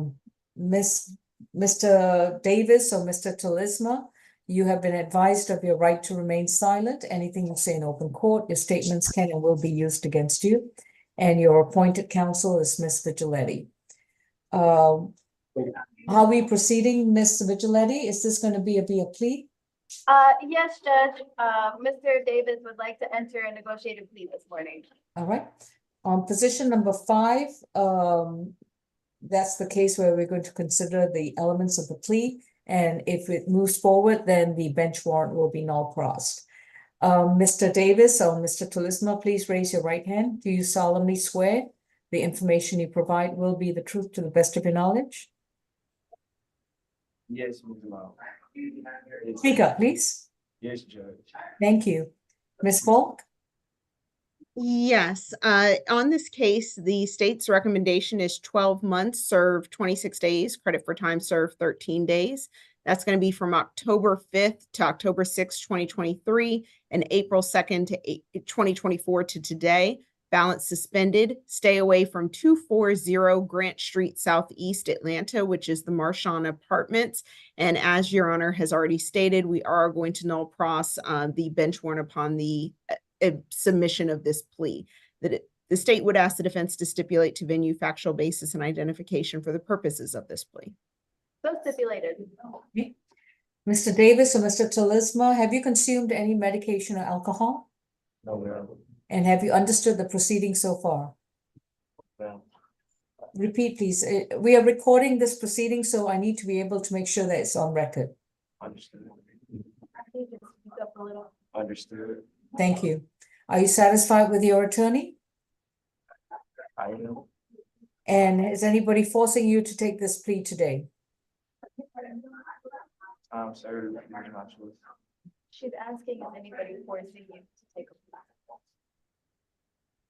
Are you being forced or induced to take a plea offer instead of exercising your right to a trial? I'm not a member. So her question is, are you taking a plea because you want to, or are you taking a plea because someone's forcing you to? Did you Repeat your response. Could you just repeat? He said nobody's forcing him to do anything, but I'm sorry, Judge, would you mind just asking the question one more time? Are you being forced to plead guilty today? Do you understand the question?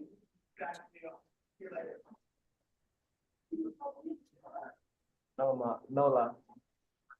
Perhaps we could, I don't want to enter a plea where Mr. Davis is confused, so maybe we could just take a couple minutes to chat about your questions and what they mean.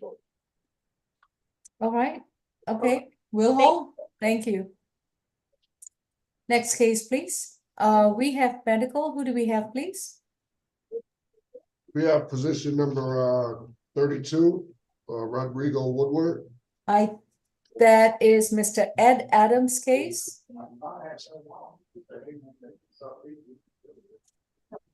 Miss Falk or Miss Grace or Miss Strong, have we heard from Attorney Ed Adams?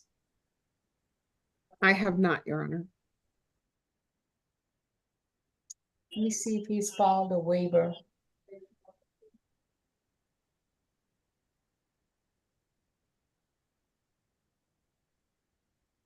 Mr. Woodward, you have a right to remain silent. Anything you say about the facts of your case, your statements can and will be used against you. You have a right to an attorney. Your counsel is private attorney, Mr. Edward Adams. Have you spoken to him recently, like in the last couple of days? Okay. Please reach out to your attorney and let him know that you had a hearing today where we were going to find out the status of your case. And I'm going to reset this to Tuesday. And that would be April 16th at 9 a.m. Hopefully your attorney will have reached out to you and both of you would let the court know about the status of this case. Thank you. All right. This case is reset to April 16th at 9 a.m.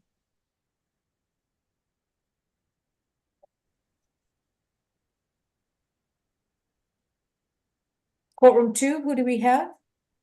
We don't have any attorneys available, Your Honor. Oh dear, that does seem to be a problem. Okay. Miss Vigiletti, is she MIA or? No, she's talking to her client.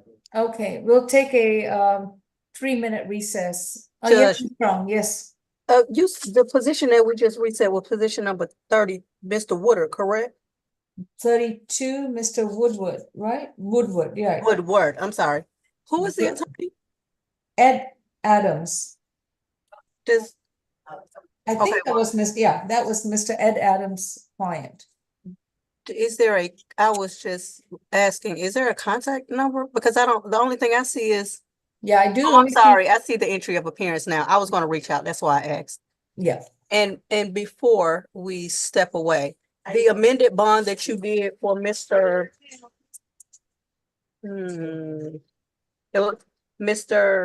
Madian, position number 18. Yeah. His hold is on the FTA. So are we putting the amended bond amount on the FTA? No, we are closing out the FTA and we are putting the bond on his charges. So it's $1,000 good bond on each count. So I have that part. So when you said we're closing out the FTA. Well, that's the complication. When they do an FTA case, the bond is on the FTA. So Right. So that's why I was asking. Did you want to put the $2,000 good bond on the FTA? Or I kind of didn't, while we're holding, I just wanted to ask. okay. On the main case, on each count, because his bond is forfeited, Mr. McLean will need to submit a bond modification on the main case for a $2,000 surety bond. Okay. On the FTA case, because now we have a separate FTA case, we can just amend that to a $2,000 signature bond through the jail. Okay, thank you. Because typically the bench warrant is closed out when they are already arrested. That doesn't hold, that's what's holding them at the jail. Right. Okay, so $2,000 SOB through the jail. Yeah, just to make sure that jail records understands that he's to be released on a surety bond on the main case and the bench warrant's no longer holding him. Okay, thank you. No. All right. Okay, Miss Vigiletti is still, so we'll just take a brief recess until Miss Vigiletti or Mr. McLean appear. Let me see, Mr. Bartel.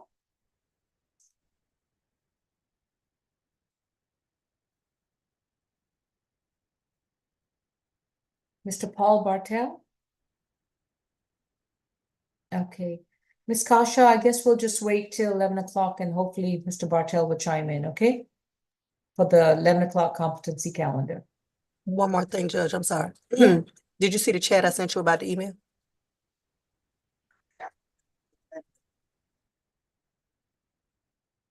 Yeah, let me check on that. I think I did see it. Okay, thank you.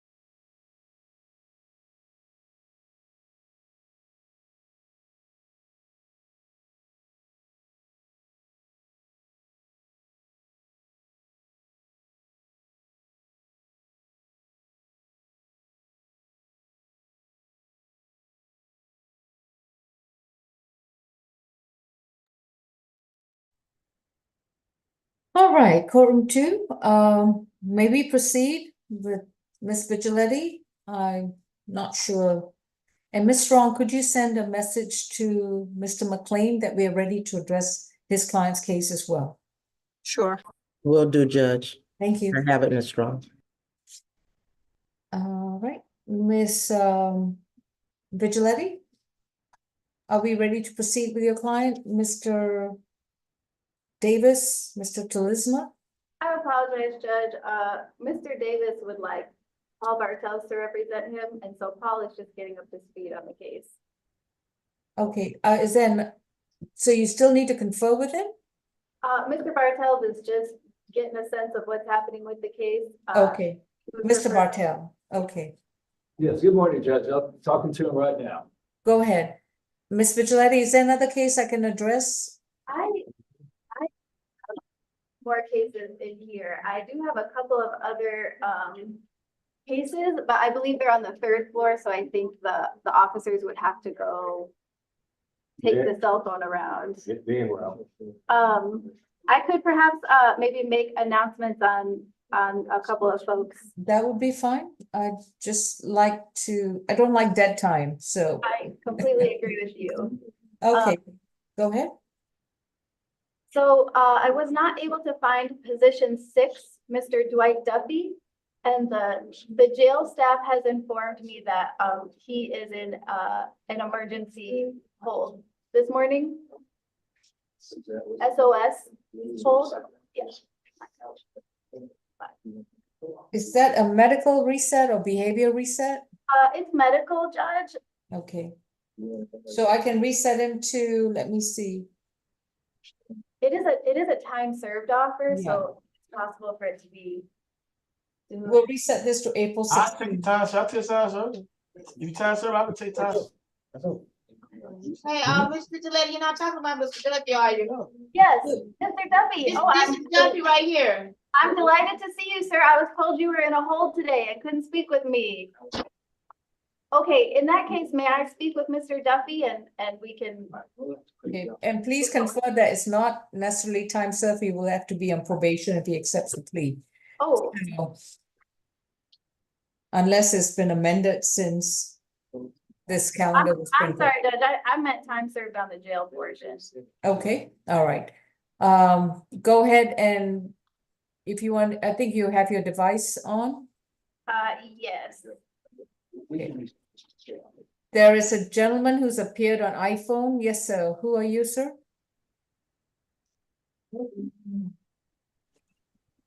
Devin Ray, I just got my link not too long ago. I apologize for the lateness. I'm sorry, who are you, sir? Devin Ray, D-E-V-I-N, last name Ray. Are you counsel for a defendant? No, ma'am, I am here He's for on the DV bench warrant. In the DV bench warrant Oh, calendar. DV bench warrant, okay.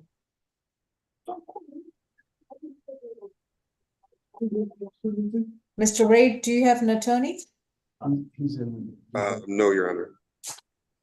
All right. This is position 4, Mr. Devin Ray, accused of simple battery family violence from April 26, 2016. Case number 17 CR 19590E. Mr. Ray, you have a right to remain silent. Anything you say in open court, your statements can and will be used against you. You have a right to an attorney, and if you cannot afford one, we can give you an opportunity to speak with the Public Defender's Office to see if you qualify. How would you like to proceed in terms of an attorney? I will try to go through this by myself for now. And If you choose to waive your right to counsel, then you're responsible for all legal decisions, and you're responsible for understanding how the law applies to the facts of your case. With respect to your case, this does involve an incident from 2016. It appears that the case has been in dormant status since September 7th, 2017. An arrest warrant was issued on October 4th, 2017. Mr. Ray made a new bond on December 6, 2017. He then was required to appear before Judge Morrison on July 2nd, 2018. He failed to appear and his bond was forfeited again. So this is where we are. So Mr. Ray, like I said, you have a right to an attorney. If you cannot afford one, you would have an opportunity to speak with a public defender to see if they will be able to represent you.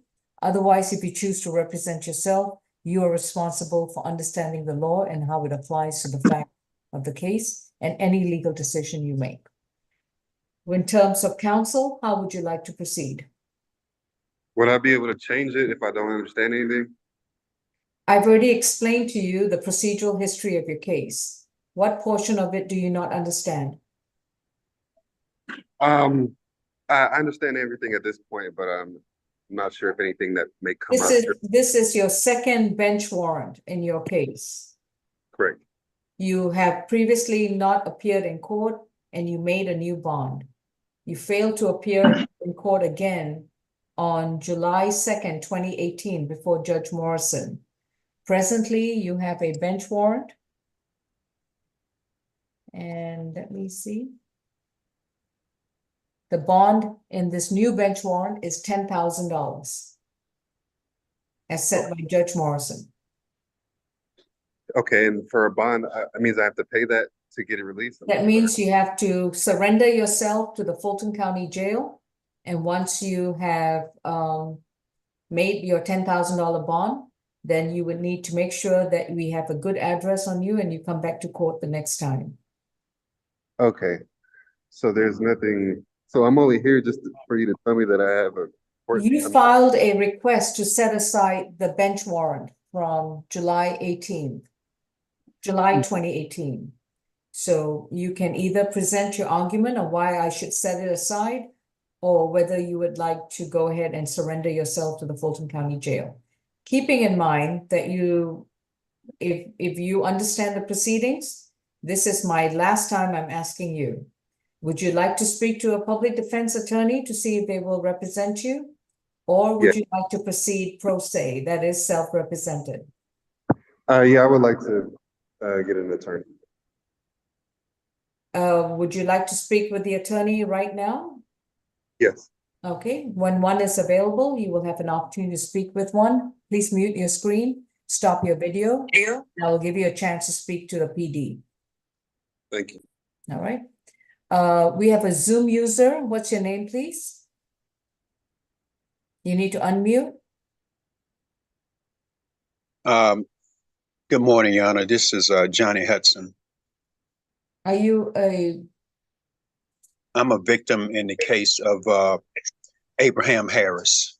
All right, Mr. Hudson, I wasn't addressing you. Yeah, you need to hold off until that case. So please mute your video, mute your screen and stop your video until you hear Mr. Harris is being addressed. Yes, The Your person I'm addressing has got the words Zoom user on the screen. He's wearing what appears to be a blue vest. What's your name? Hey, my name is Lamonte Burke. Okay. Lamonte Burke. Mr. Burke has got 2 cases on the bench warrant calendar, position 1 and 2. Mr. Burke, you have a right to remain silent. Anything you say about the facts of your case, your statements can and will be used against you. You have a right to an attorney. If you cannot afford one, one can be appointed to represent you if you financially qualify for the services of the Public Defender's Office. Are you represented by counsel, Mr. Burke? No, ma'am. I was trying to reach out yesterday and the day before to get a public defender. All right. Miss Grace, can we change his screen name to Lamonte Burke, B-U-R-K-E? He's on the DB bench warrant calendar. And Mr. Burke, you will be on hold until you can speak to a defense counsel. And the iPhone, let's change his name to Devin Ray. Okay, okay. The Zoom username again, Judge, I couldn't hear you, was what now? Lamonte Burke, B-U-R-K-E, positions 1 and 2 on the bench warrant. Okay, and then the iPhone? Is Devin, D-E-B-I-N, last name Ray, R-A-Y. Will do, Judge. Thank you. All right. Mr. Bartel, I see that you are now representing Mr. Davis, also known as Mr. Talisma. How are we proceeding, sir? Yes, Your Honor. I have spoken with Mr. Davis, or Mr. Charisma. I believe that's the name. He is booked in under. I have acquainted myself with the allegations in the case. I've spoken with Mr. Davis, and at this point, I'm unsure of the best way to proceed, Judge. We understand there's a time served offer from the state, and I imagine that would include a stay away order. I think it would be a good idea for a social worker to talk with him to give us some idea how to proceed. So I was thinking maybe we could reset this to next Thursday's 11 a.m. calendar, and we can either proceed from there or enter a plea if we believe that's the best way to proceed. This is going to be reset to April 18th at 11 a.m. And if you believe that he is still able to proceed with the plea offer, then please let the clerk's office know. We'll put him on the 9 o'clock calendar. Okay, very well. We'll do that, Judge. All right. Thank you. Thank you. Cool. And this will reset for position 5 and position Mr. Talisma. He's under 2 cases names, and that was position 29. That's Are his those the bench same warrant. case, Judge? I beg your pardon? Are those the same case? Position 29 is his bench warrant. Oh, bench, okay, the FTA and the. Yes, sir. I got it. Okay, medical and, oh, Miss Vigiletti is standing right there, okay? This Miss is position number 6.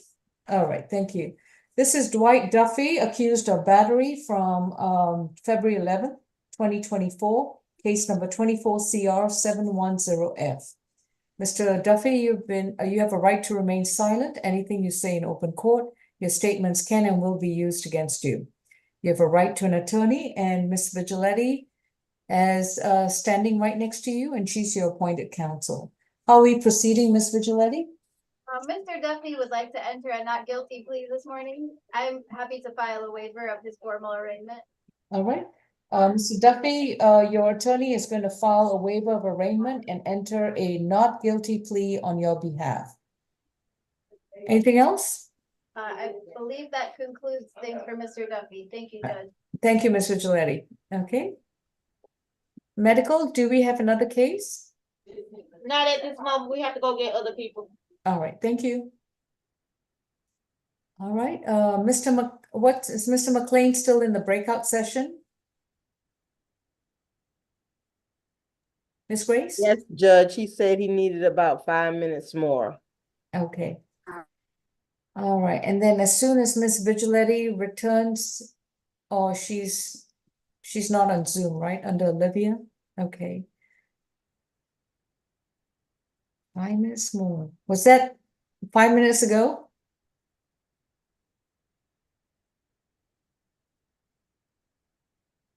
Ms. Grace, was that 5 minutes ago? Yes, ma'am. You All need. right, please let him know we're ready to address this case then. Okay, I will. All right, Mr. Burke and Mr. Ray, we will give you an opportunity to speak to one of the public defense counsel as soon as they're available.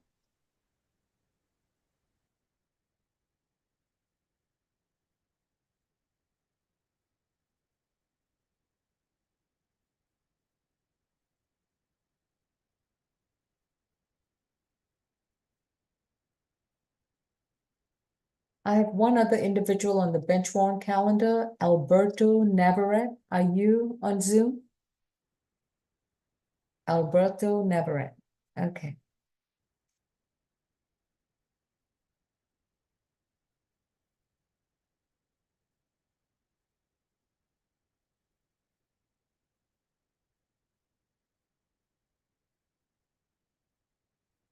All right, I guess we'll be in a brief recess until Ms. Vigiletti or Mr. McLean.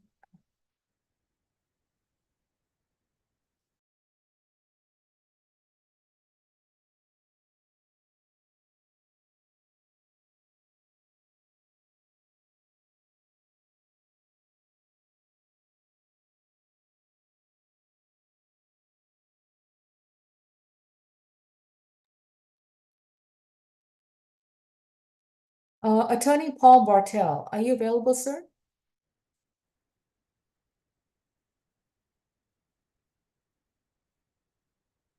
I need to have two individuals qualified for public. I need to have two individuals qualified for public defender services. They've both got bench warrants. Miss Vigiletti or Miss Bartel? Would you be able to speak with them? They are both on Zoom to see if they qualify for the services of the, you're on mute, Miss Vigiletti? I'm sorry. Sorry, Judge, Yeah. we were on mute. Yes, Sorry. Judge, I had intended to speak with Mr. Devin Ray if he needed assistance this morning. We have two, Lamont Burke and Devin Ray. I believe Mr. McLean. I'm ready. Lamont Burke's claims, but if Mr. Bartels is able to help, we could also do it that way. All right, Miss Vigiletti, if you'd like to get on your device, I can place you in a breakout with Mr. Devin Ray. Okay, sounds great. And I can get on my laptop, Judge. I just need to go to another room. I can talk to Mr. Burke. All right, as soon as you do so, please let Miss Grace know. She's our Zoom host. So, Okay. thank you. Mr. Burke, you will be speaking to Attorney Paul Bartel to see if you qualify for their services. And Mr. Devon Ray, you need to start your video. Let's start my video, correct? Start your video, but keep it on mute until we put you in a breakout session. And you cannot be walking around. You need to get back into where you were, or you need to be not walking around. Why do you think you get to walk around when you're in court? I mean, where in the world do y'all get these ideas that you get to do a walkabout when you are in a courtroom, whether it's virtual? All right, Mr. Ray, make sure you're not walking around, or stop your video until you get to a spot where you're seated. Good heavens. Okay, Mr. McLean, let's proceed with your client. That was, and I'm so sorry, please refresh my memory. Position number Mr. 22. Mr. Martinez, 22. Thank you.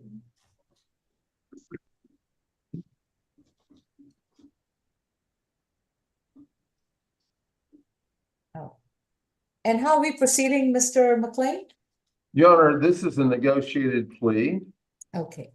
Ms. Chansey, do you solemnly swear and affirm the testimony you translate will be a true and accurate translations with no changes or embellishments? Yes, Your Honor, I do. Thank you. All right. We are addressing the case of State versus Amador Martinez, accused of reckless conduct from March 27, 2024. Estamos dirigiéndonos al caso de Amador Martínez por un cargo de conducta negligente ocurrido el 27 de marzo del 2024. Mr. Martinez's case is 24 CR 1518J. Y el número de caso del señor Martínez es 24 CR 001518J. So Martinez, you have a right to remain silent. Anything you say about the facts of the case, your statements can and will be used against you in the treatment of your case. Señor Martínez, usted tiene el derecho a guardar silencio y todo lo que diga puede y será usado en su contra que se refiera a su caso. You have a right to an attorney, and your attorney is Mr. Michael McLean. Usted tiene el derecho a ser representado por un abogado y su abogado es el señor Michael McLean. Ms. Chansey, I'm just going to put a brief hold. Miss Olivia, are you ready? Miss Vigiletti on your Zoom device?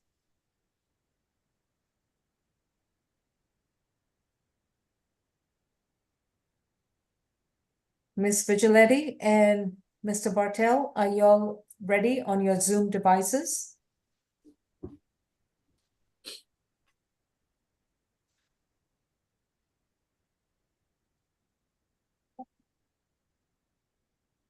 I'm ready. All right, okay. Miss Grace, if you could place Miss Olivia in a breakout session with Devon Ray.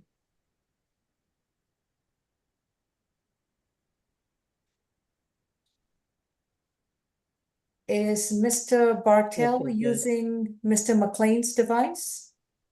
No, Your Honor, I believe he's using his laptop. Okay. All right, Mr. Burke, I'm still waiting for Attorney Paul Bartel to chime in.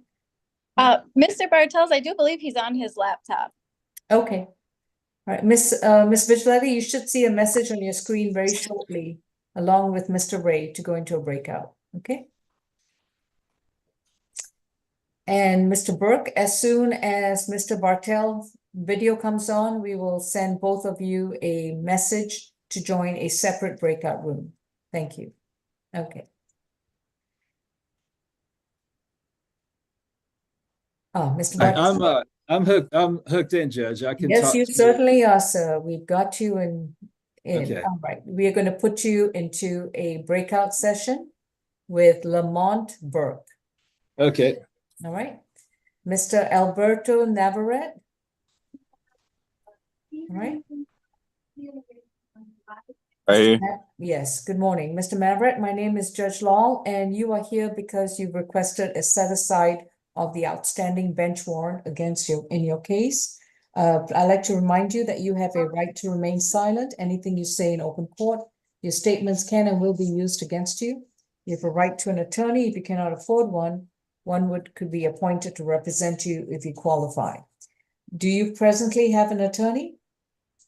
No, Do you presently have an attorney? no, Your Honor. And would you like to speak to a public defense attorney? Yes, Your Honor. Okay, please mute your screen. As soon as one of our attorneys are available, we'll have them confer with you. Mute your screen, thank you.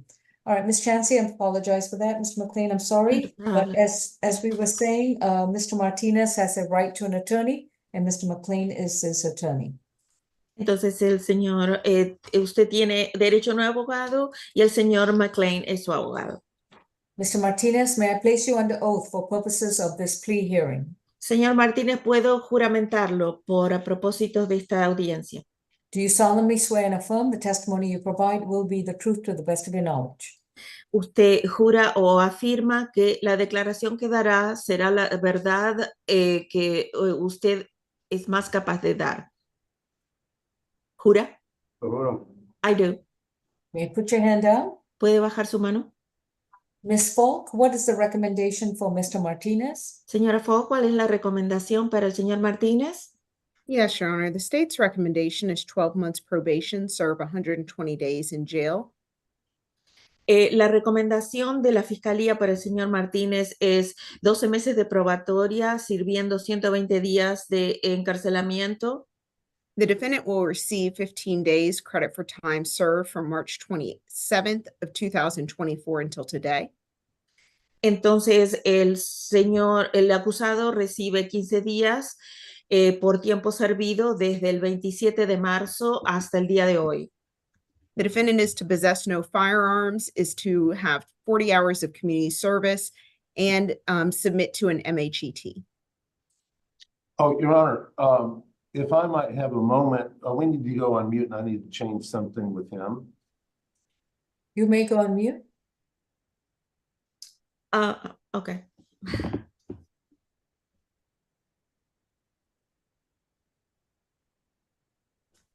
I'm assuming Mr. McLean, I'm assuming you don't need the interpreter? The interpreter for this, Your Honor, I do. Oh, I was wondering about that. Let's see. Ms. Grace, can you place courtroom 2 and Ms. Chansey in a breakout, please? Courtroom 2 and Ms. Chansey. Yes, please. Okay.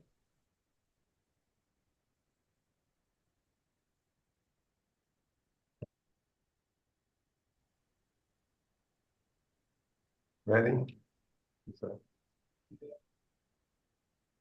Mr. McLean, you'll have to join the breakout session with Ms. Chansey. There we go.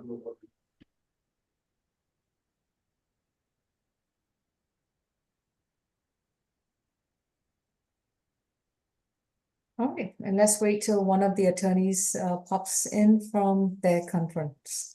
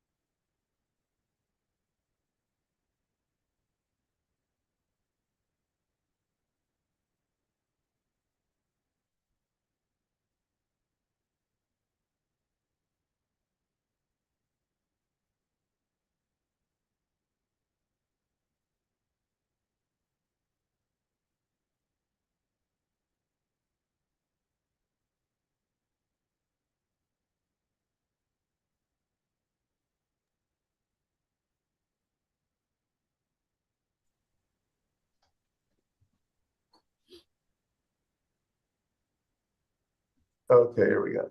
My apologies, Judge. I need to reset the case a week. I will come to the jail with a Spanish-speaking employee of my office, and we'll discuss it fully. All right, the case is reset to April 18th. Ms. Thank you. Chancy? Necesito una nueva fecha, me disculpo, para un día en una semana para venir con un empleado de mi oficina que hable español. Muy bien, entonces su nueva cita es para el 18 de abril de este año. Okay, what else do we have? Ms. Chancy, could you just make an announcement if anybody else needs the services of a Spanish interpreter? Yes, Your Honor. ¿Hay alguien que necesite los servicios de un intérprete en español para hablar con la señora jueza? Por favor, avísenos, encienda su cámara, salude. Tell me where you should tell them. Okay, looks like no one's indicated. So thank you, Ms. Chancy. I Thank appreciate you. your Have a time. good day, Your You Honor. too. Thank you. I'm actually. All right, Deputy, where should I proceed to? I have courtroom 2 and medical. Position We number have Mr. Beaver. 25. We got Beaver's, position number 2, Beaver? vigilated person. Position Yeah. number 2, Uh-huh. Beaver. She's currently in the breakout room, so we're gonna go ahead and go to position number 25. You like, Okay. Yes, sir. okay, all right. Ms. Very good. Vigiletti will be available shortly, but right now we are addressing position 25. But. Mr. Okay. McLean, you're not on mute. Are we ready to proceed with Tomas Reed? Yes, Your Honor. I was just saying that I think the proper term for Mr. Reed will be employable. He doesn't have a job right now. It's this bond request with a not guilty. Okay. Shall I arraign the case? No, Your Honor, I can file a written waiver of the arraignment. Okay. This will be a waiver of arraignment and further notice for trial. Mr. Reed, you have been advised of your right to remain silent, and your attorney is Mr. Michael McLean. Your case number is 24 CR 1515Y, in which you're accused of criminal trespass at Georgia Tech from March 29th, 2024. With regards to bond, you were provided a $1,000 good bond with a stay away from all Georgia Tech property. Yes, Mr. McLean? Your Honor, there is an interplay between an open burglary charge, which he will prevail on regarding Georgia Tech, and this criminal trespass arrest, which was on a different day. It's a great misunderstanding. He is confident he will prevail on the burglary charge, and he would like to address the criminal trespass charge later as well. With the $1,000 good bond, he's not been able to afford that yet, and the other matter is pending. So I'll be coordinating with his felony attorney. The reason we're asking the court to consider a signature bond in the misdemeanor case is that he is employable and will be able, he works in the food industry, hospitality industry, and that's an industry in which there's a lot of jobs always open. So there are barbecue places he can work at, there are other fast food places he can work at, perhaps even a hotel. And he would like to ask the court, considering the nature of the charges before us here in this court, could he have a signature bond for that? Ms. Falk? Yes, Your Honor. I'm currently looking at the defendant's lengthy history in Fulton County. Okay. It looks like the defendant had a previous 2022 burglary in the second degree that was reduced to criminal trespass. That's 22 SC 182403. A 2023 open burglary in the second degree, that's 23 CP 221737, and a 24 CR 001046Y criminal trespass, where he was arrested literally 23 days before he was arrested on this criminal trespass. That was a $500 signature bond, where he was told to stay away from Savi provisions. It also looks like he has a 2022 CR criminal trespass where he pled guilty. That incident happened back in 2022 at Georgia Tech. And that was a sentence that was given by Judge Morrow, where he was to stay away from that location.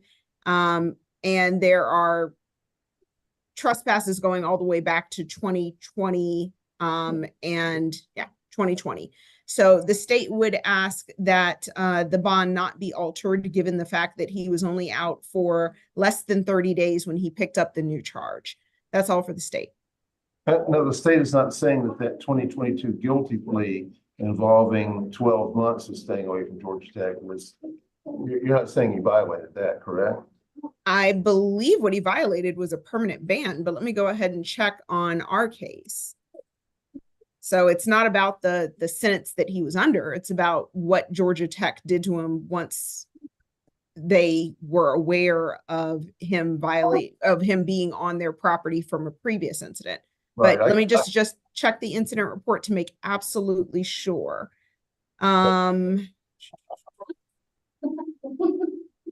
Okay, according to this, it says on March 4th, they saw the defendant inside of the residence at, just double check this, at 179 Ponce de Leon Avenue. Oh, this was the incident on March 4th, excuse me. Let me go to the other incident.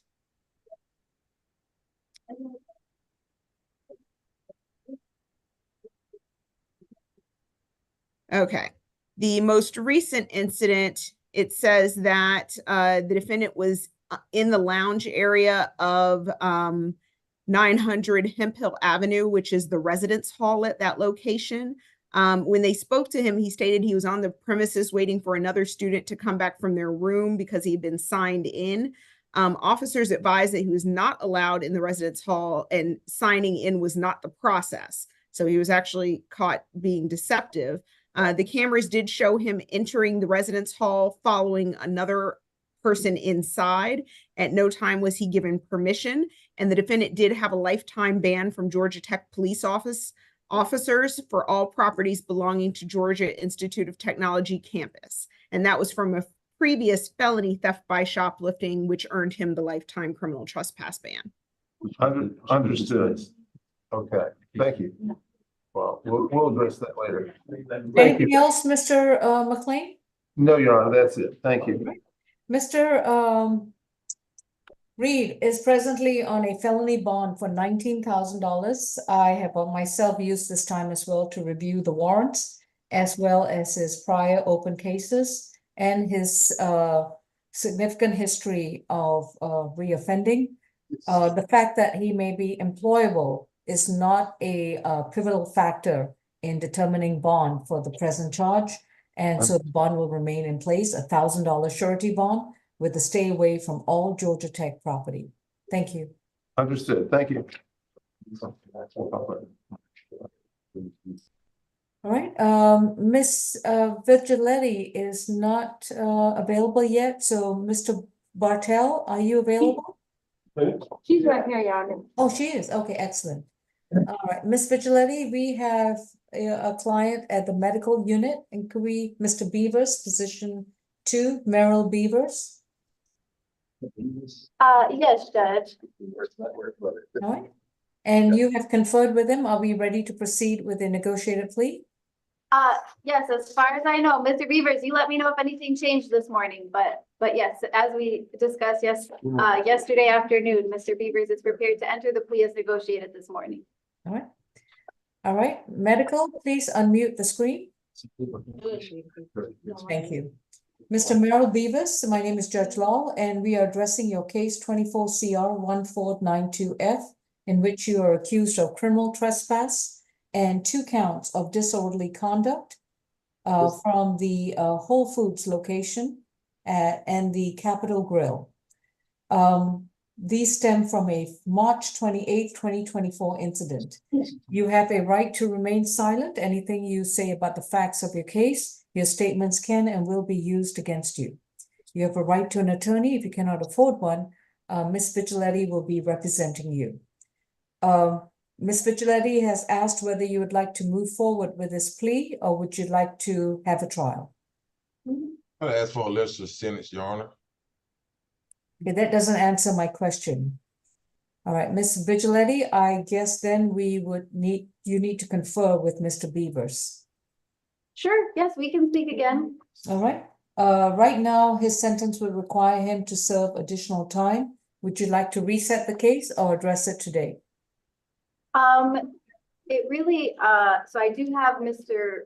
Ray to represent still, but I think other than that, I'm close to done for the day. So if I'm able to speak to Mr. Beavers today, I'm happy to try to work this out today.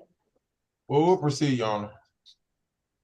Well, Mr. Beavers, I don't want to coerce you into anything. I'll talk to you again.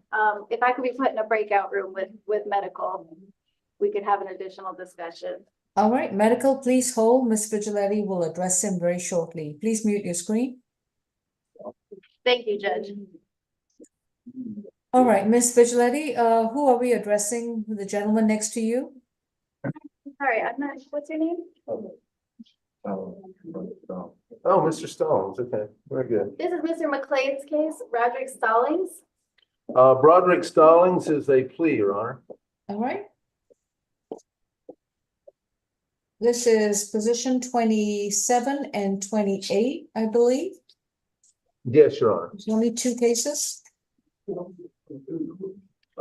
One case consists of one shoplifting, the other case consists of 2 counts of shoplifting on the same day.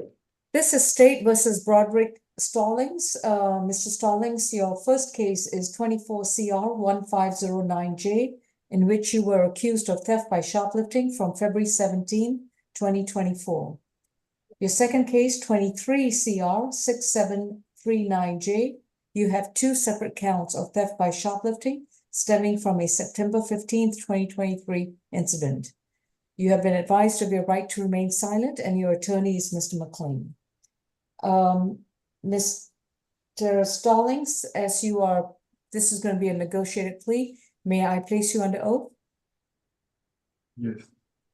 Do you solemnly swear and affirm the testimony you provide will be the truth to the best of your knowledge? Yes. All right. Miss Grace, Miss Vigiletti has reappeared on her device. Could you place Miss Olivia and medical into a separate breakout room, please? Yes, ma'am. Thank you. All right. Miss Falk, what is the recommendation for Mr. Stallings? Yes, Your Honor. The recommendation on position 27 is 12 months served, 28 days, credit for time served, 14 days. That's going to be from March 29th to 2024 to today. Balance probated, a $500 fine, 40 hours of community service, stay away from the Stadium Grocery at 834 Hank Aaron Drive in an anti-theft course.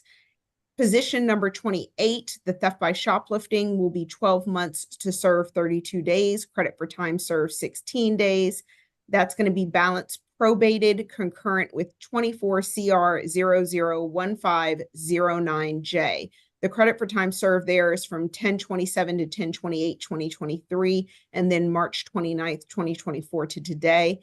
Count 2 of theft by shoplifting will be 12 months concurrent with count 1. These both happened at Stadium Grocery, so the stay away will remain for both cases. The state would ask the defense to stipulate to venue, factual basis, and identification for the purposes of this plea. For said purpose, we do so stipulate. Mr. Stallings, have you consumed any medicine or alcohol? No. And have you understood the proceedings so far? Yes. Are you satisfied with your attorney? Yes. Is anyone forcing you or inducing you to plead guilty today? No. And if you plead guilty today, this would be 3 separate theft by shoplifting convictions on your record. Do you understand that a subsequent or new arrest for theft by shoplifting will automatically be a felony charge if you decide to enter this plea today? Yes. Are you still willing to move forward with this plea freely, willingly, and voluntarily? Yes. Mr. Stallings, if you decide to plead guilty, you would have to give up your constitutional right to a trial in front of a judge or a jury. You will not have the chance to confront your accuser, have the assistance of an attorney to challenge the evidence brought before you, to present your defense's arguments, and also to have the state carry its burden to prove the charges against you beyond a reasonable doubt. Are you prepared to give up these rights? Yes. How do you plead to these 3 separate counts of theft by shoplifting? Please do. On position 27, your sentence is 12 months to serve 28 days, credit for time served 14 days. You will need to pay a $500 fine, complete 40 hours of community service, and stay 500 yards away from the Stadium grocery store at 834 Hank Aaron Drive. You'll also be required to do an anti-theft class. On count 1, on position 28, it will be 12 months to serve 32 days, credit for time served 16 days. Balance probated and all conditions concurrent with position 27. On count 2 of theft by shoplifting, in position 28, that would be concurrent with count 1 in position 28.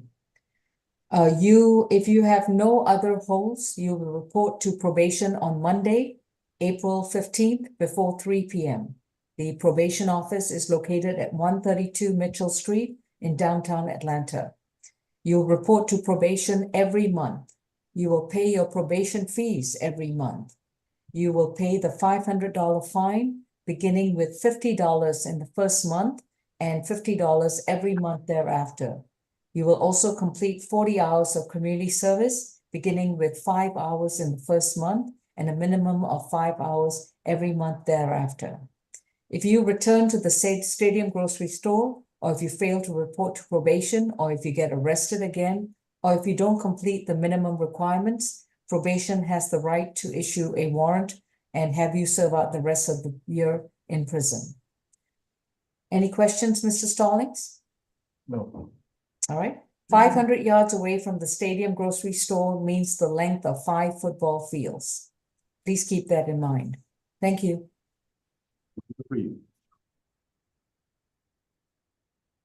All right.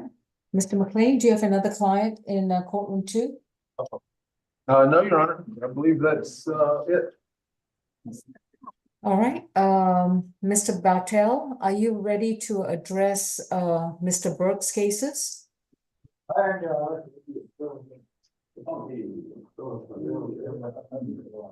All right. This is on our DV bench warrant calendar, State versus Lamont Burke, 23 CR 7035E. And in that particular case, Mr. Burke was accused of battery, family violence, and simple assault, family violence from September 11th, 2023. In that particular matter, he was provided with a $3,000 signature bond through pretrial services on November 13th, 2023. His appears that he failed to appear for his arraignment before Judge Morrison on March 25th, 2024. Right. And a bench warrant was issued for that case. In the second matter, 23 CR 007047E, Mr. Burke was accused of simple assault, family violence involving the same alleged victim in the same alleged location. And this was from November 10th, 2023, about 2 months later.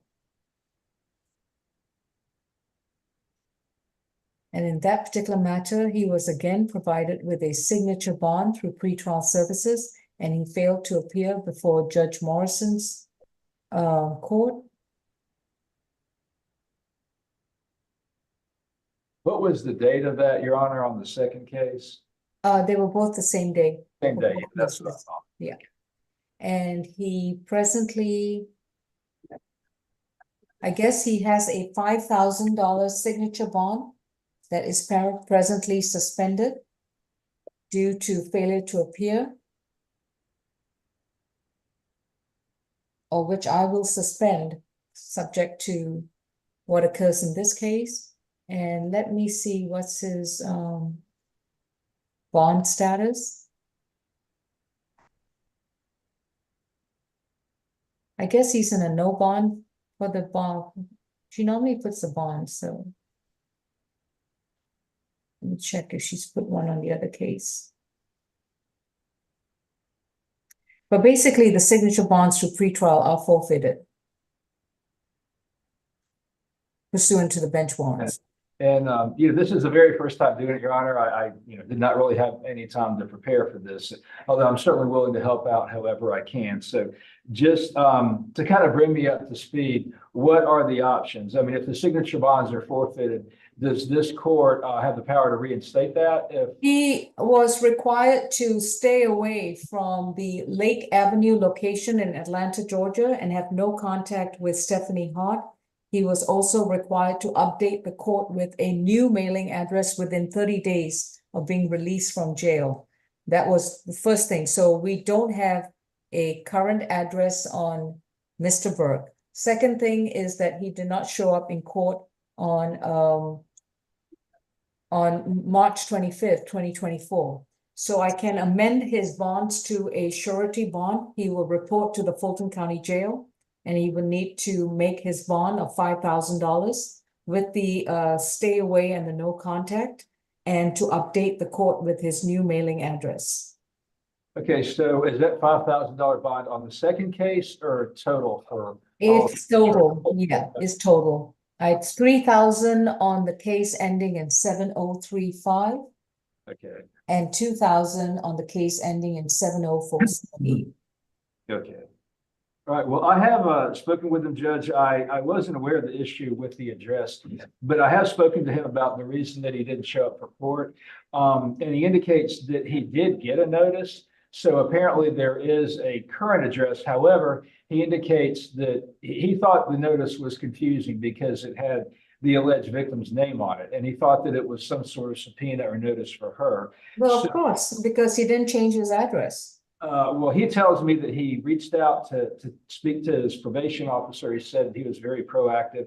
This FTA was only 2 weeks ago. So he's been very proactive in a short period of time about trying to address this. He reached out and was advised to ask for this court date. He is employed. Well, he's got the Sam's Club vest. That's one of his jobs. He actually works 2 jobs. They're both part-time. He would qualify for a court-appointed attorney, but he works at Sam's Club, and he's also a cafeteria worker for the Atlanta Public Schools. So he works 2 jobs. He indicates he's 26 years old. He was born and raised in Atlanta, so he's lived in the metro Atlanta area his entire life. He indicates his sister and his mother both live in the Atlanta area. His father did, but his father just passed away recently, Judge. So he has ties to the community. And based on what I know about the case, or the situation, we would ask the court to reinstate the signature bonds in both cases. All right. Ms. Falk? Your Honor, it seems that he did get notice. He could have just, I'm kind of at a little bit of a loss why he just didn't call the clerk's office that sent him the notice and inquire if he needed to be in court or just show up for court. But for whatever reason, he decided to ignore the notice and not inquire further. For that reason, we are asking that the bond be reinstated to that $5,000 surety bond. Just FYI, and Mr. Berg, if you have a pen and pencil, you have court dates right now. Yeah, Mr. Burke, you want to keep track of that. Your next court date is August 7th. August 7th. Excuse me, I have a Yeah, he's having connection problems, Your Honor. It was a challenge sometimes to keep contact. Okay. All right.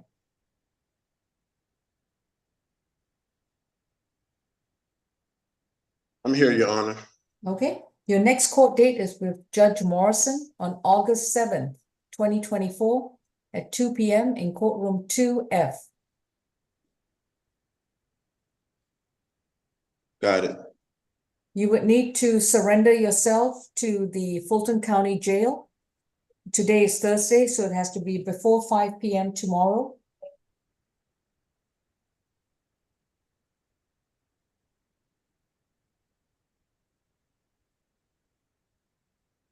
Excuse me, Your Honor. I'm not setting aside the bench warrant, sir, so you need to listen very carefully. On position number 1, where he received a $3,000 signature bond through pretrial services, I'm amending the bond to a $2,000 surety bond. It's $1,000 on each count. On position number 2, the simple assault, family violence, the bond is going to be amended to a $3,000 signature bond through pretrial services, level 3. He will be reporting to pretrial every week. In both cases, he is to update the court with his new mailing address that cannot be the Lake Avenue location. He must update the court with a new mailing address. He is to stay 200 yards away from Stephanie Hart and not communicate with her in any way, form, or manner. And once he makes his bond, then he will need to report to Fulton to his next court date before Judge Morrison on August 7th, 2024 at 2 p.m. So that's the signature bond in the second case and Yes, good sir. bond in the first one? Yes, sir. Okay. Mr. Burke, do you have any questions? No, Your Honor. You have to report to the Fulton County Jail before 5 p.m. on April 12th, 2024. You have a $2,000 surety bond, so you'll need to make bond in one case. And on the second case, your bond's going to be amended to a $3,000 signature bond through pretrial, level 3, which means you'll be reporting to pretrial services a lot more frequently than you previously were. Make sure that you also update the clerk's office with your new mailing address, which cannot be at Lake Avenue. You're not allowed to live there with Miss Hart. Do you understand? Understand, Your Honor. Okay. If you have no further questions, please remember to report to the jail before 5 p.m. tomorrow. And Mr. Bartel, will you be submitting the revised orders or? Well, this is the first time I do this. I'll do it. I'll do it. Okay, all right, thank you. Mhm. All right, Ms. Vigiletti, are we ready to address your client at the medical unit?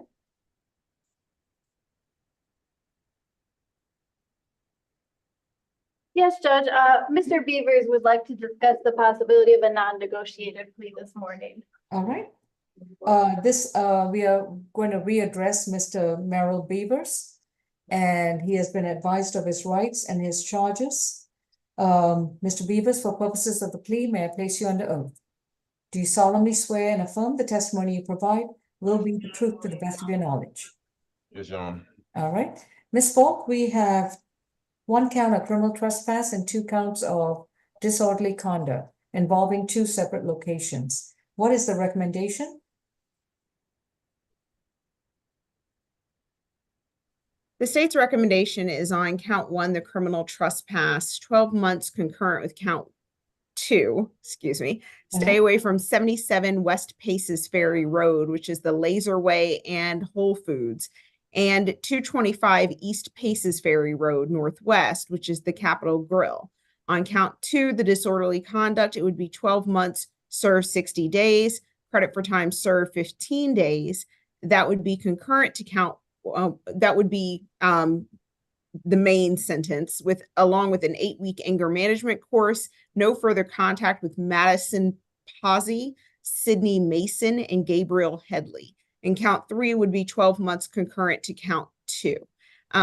What occurred in this particular case was that this incident happened back on, let's see,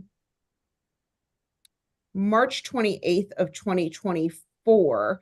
The defendant in this particular case had some interactions with security at both of these locations. To be specific, the defendant went to the first location where he had already been criminally trespassed at 77 West Paces Ferry Road on 3 different occasions. The officers actually had 3 separate case numbers where he was arrested previously for criminal trespass at that location. Mr. Beavers arrived and then went to Laserway, where he began banging on the door of the business, refused to leave, prevented the employees, Madison Pawsey and Sydney Mason, from leaving the building. When they finally were able to exit the building, he began following them to their cars. At that point, Ms. Pawsey and Mr. Mason notified Whole Foods security officer Gabriel Headley. Mr. Headley then made contact with Mr. Beavers and told him he needed to leave. When he did that, the defendant threatened to shoot Mr. Headley and refused to leave the Whole Foods when he was asked. By the time the officers got there, he had then fled the scene. They then received another call from 255 East Paces Ferry Road, spoke with Ashley Jones, who stated the defendant entered the Capitol Grill and began stating someone stole his wallet. He began yelling at her, and at that point, she went to call the police. The VP of Marketing, Mr. Derek Fulford, told Mr. Beavers to leave the property. The defendant then got into his face, squared up as though he wanted to fight, and threatened to throw him off the building, according to Mr. Fulford. And so he was then taken into custody at that point. The defendant, as I believe Your Honor may or may not know, has a bit of a history. He has cycles out of, it looks like, DC. He has 4 cycles, so he is a multi-state offender, as well as cycles out of Fall River PD, which is in, I'm trying to see, back in 2017, which looks like it's out of Massachusetts. He has also additionally 35 cycles out of Georgia, and has quite a number of offenses leading up to this incident, going all the way back from 2017, criminal trespass conviction, probation violation on a terroristic threats, a terroristic threat charge in 2018, false imprisonment and disorderly conduct case in 2021 out of Fort Valley. I'm not showing what the sentence was on that, but he was then has a probation violation out of Clayton County Superior Court, where he was revoked for 60 days, a criminal trespass from 2023 in Fulton County, and then the criminal trespass disorderly conduct for which he's here on. So for those reasons, as well as to his just general danger to the community based on how he was behaving with people he does not know, perfect strangers to him, the state did ask for a 60-day confinement period. We would like to sound for Madison Pawsey, Sydney Mason, and Gabriel Headley.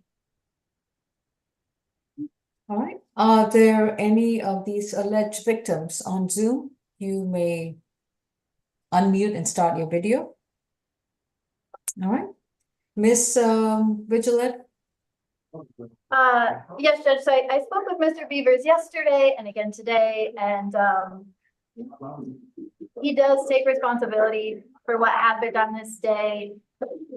His wallet was stolen, and although it was not, he tells me it was not initially, it was not his intention to scare anybody at Laserway. He recognizes that things escalated and takes responsibility for the escalation. Regarding the prior trespass issues, I will say that, he did seem to have some confusion. He did tell me that he knows a lot of the staff in the area and is there a lot. There is no longer any confusion. We have had a very serious conversation about staying away from this entire area.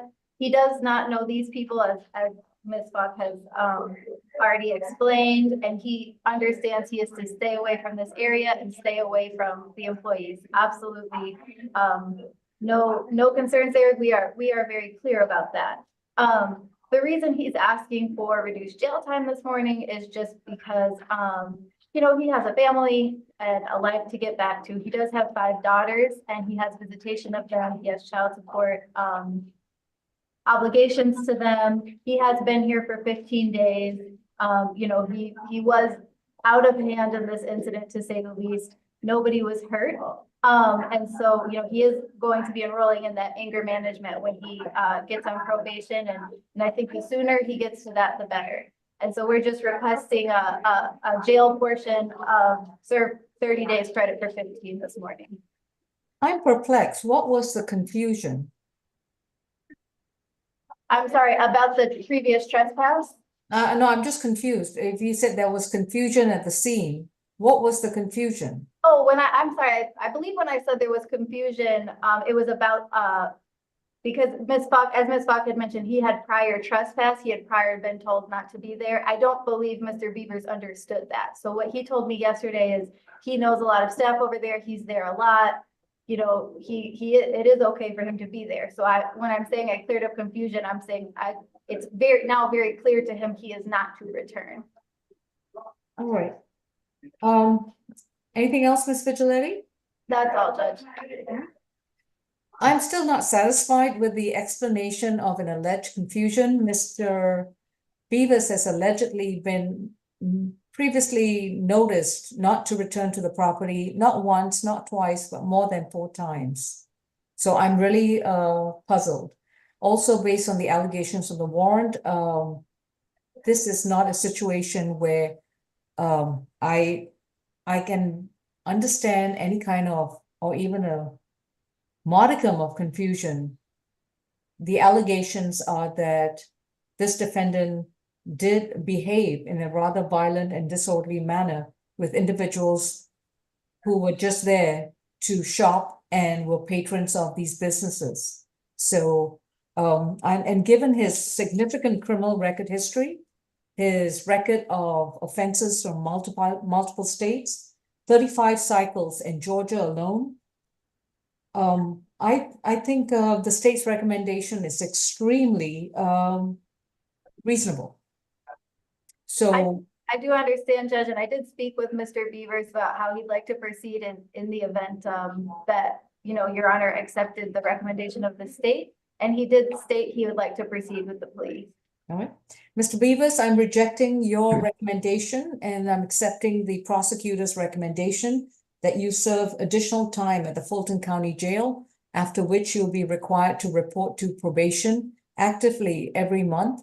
You'll be required to complete anger management as well as stay away from these locations.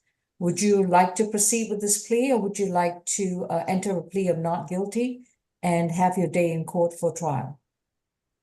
Could you tell me the trial will be? Is there any projected date? I do not have the trial date. That would be up to the judge who is in charge of this case, and that would be Judge Morrison. Okay, and I would like to proceed with the state recommendation, ma'am. Well, if you decide to accept with the recommendation, then you would have to admit that the allegations set forth in the warrant with regards to your disorderly conduct, your behavior, and the trespass, that you would have to admit that these are all true and accurate. Is it a such thing as I plead the 5th as well? You pleading the 5th means that you're not willing to testify, and that's entirely up to you.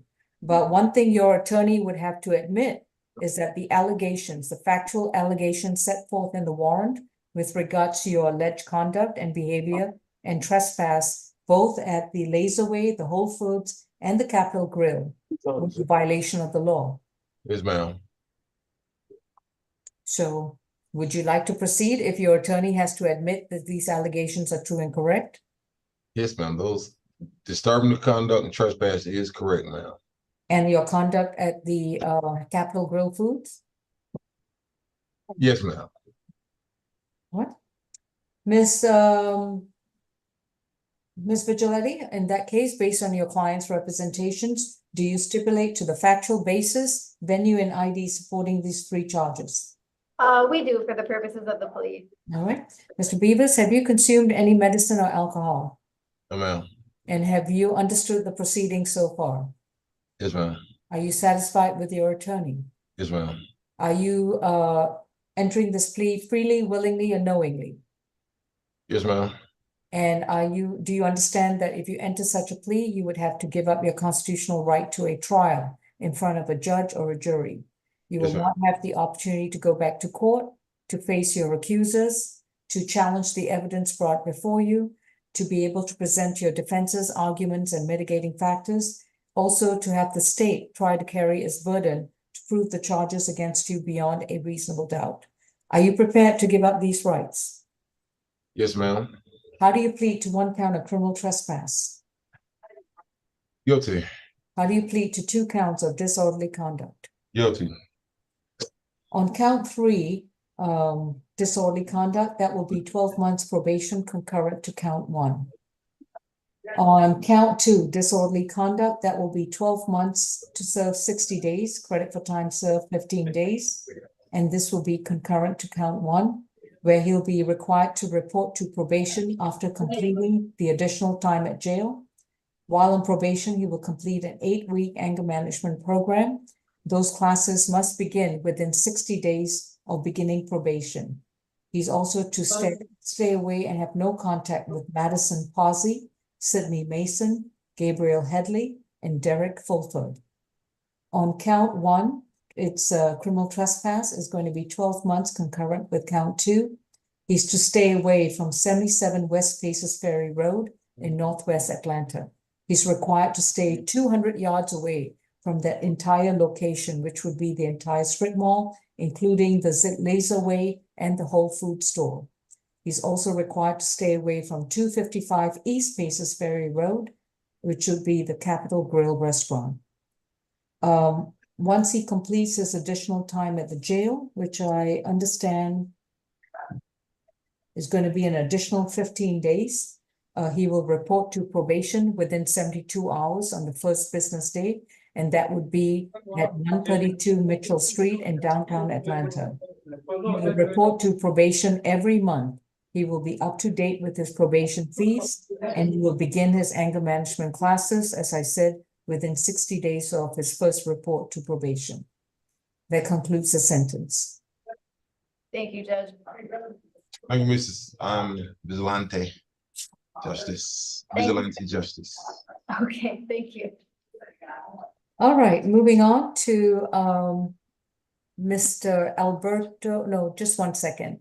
Let me touch on Alberto Navarrete. Mr. Navarrete, Yes, Your Honor. I didn't see a bench warrant in your case. Why did you file a petition to set aside a bench warrant? I don't know. They sent out a mail error. That's what they told me at the clerk's office at the criminal division, and they said that they rescheduled for the court today.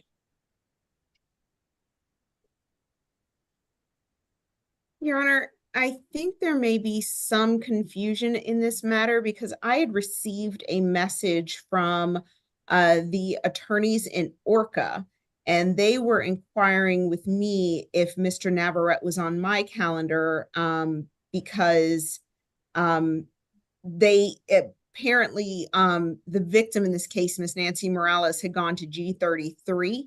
I believe she is here on the Zoom today, but I am not 100% sure. It looks like he had a plea and arraignment. It was reset further notice on March 13th of 2024. And according to let me just pull up the other system. According to the information, that's kind of the last thing I'm showing as far as Mr. Navarrete until the inquiry calendar today.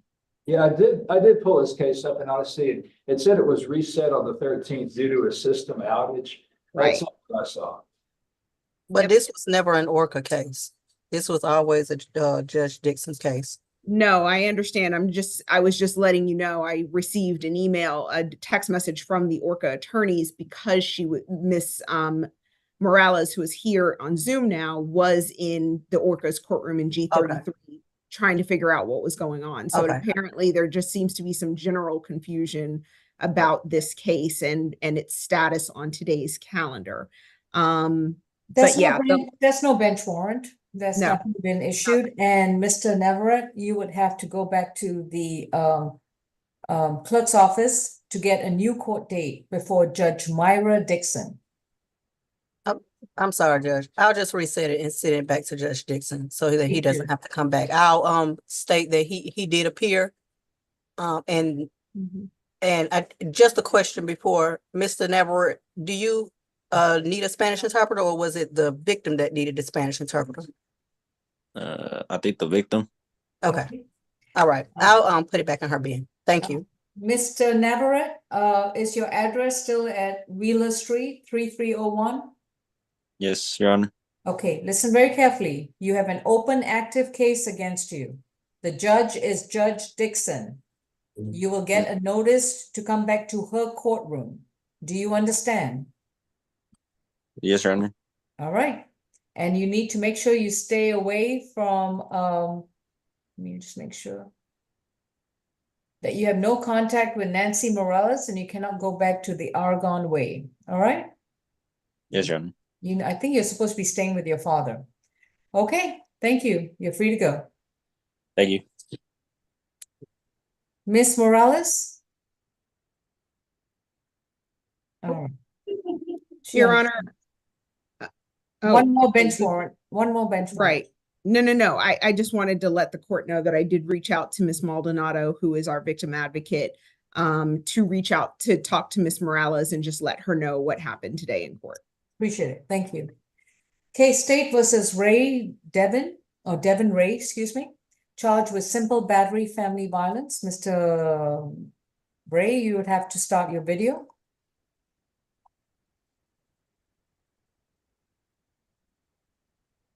All right. And this is 17CR19590E. Mr. Ray has been advised of his right to remain silent.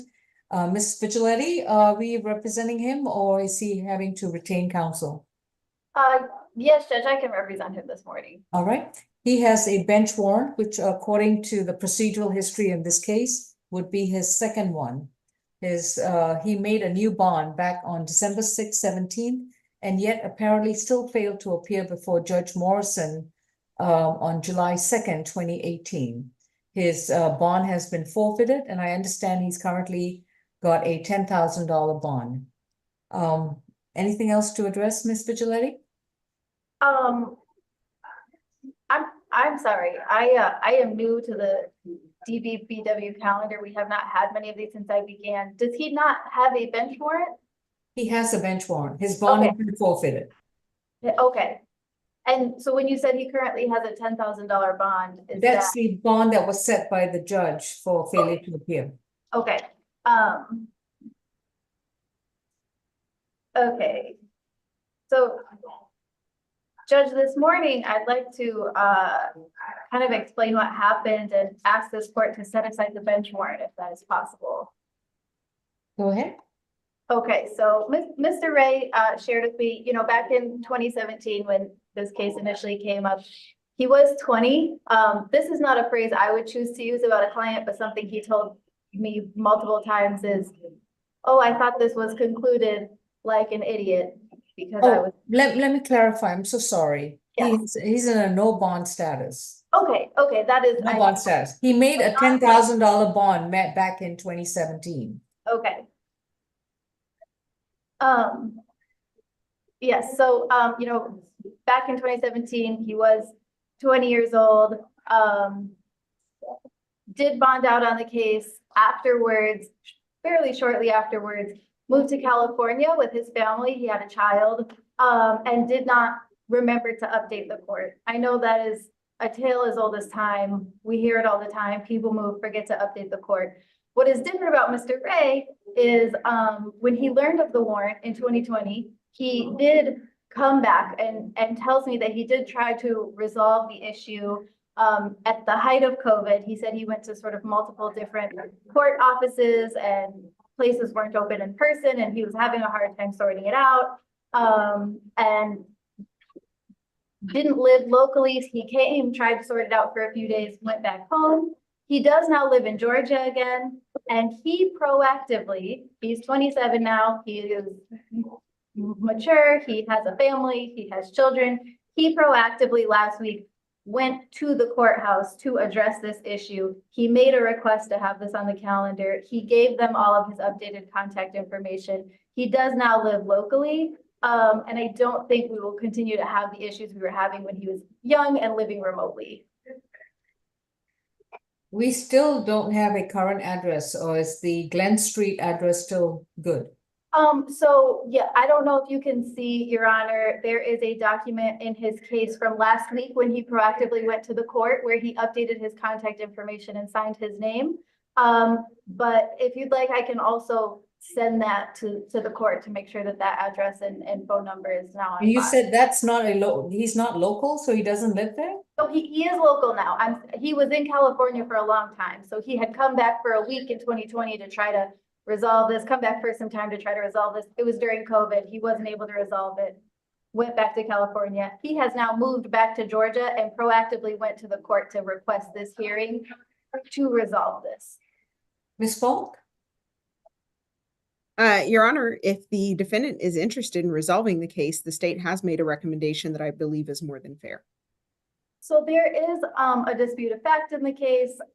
Jessica Tuggle and Devin Ray are no longer in a relationship, but they are successful co-parents. And Mr. Ray is not interested in entering the guilty plea. Oh, I understand. I will say, Your Honor, again, this is the second time he's had a failure to appear on the exact same case. I don't know how many bites of the apple we're going to give this defendant, but this case is not getting any younger while the defendant has been not appearing for court. So he didn't appear in 2017. He didn't appear in 2018. It's 6 years later. He's now popped up and saying he wants to address this case, not take responsibility, but address this case. After 2 subsequent bench warrants, in this case has now lingered for 6 years due to the defendant's inaction. The request to set aside is denied. Mr. Ray is going to report to the Fulton County Jail before 5 p.m. tomorrow. Bond is going to be amended to a $2,000 surety bond. And this is going to be his third bond on this case after 2 FTAs. Mr. Ray, make sure you maintain a valid address with the courts. You maintain no violent contact with Jessica Tuggle, and that you report to Judge Morrison's court when summoned. Thank you. Thank you, Judge. Mr. Ray, I'm going to call you right after court, okay? All right. He'll need to report to the jail by tomorrow, and I'll do the order since I'm doing the other one as well. Okay, thank you. That would be by tomorrow, 5 p.m. And once he makes a $2,000 bond, and his current age and maturity, I'm sure he will never miss court again. Agreed. Thank you, Mr. Ray. You're free to go.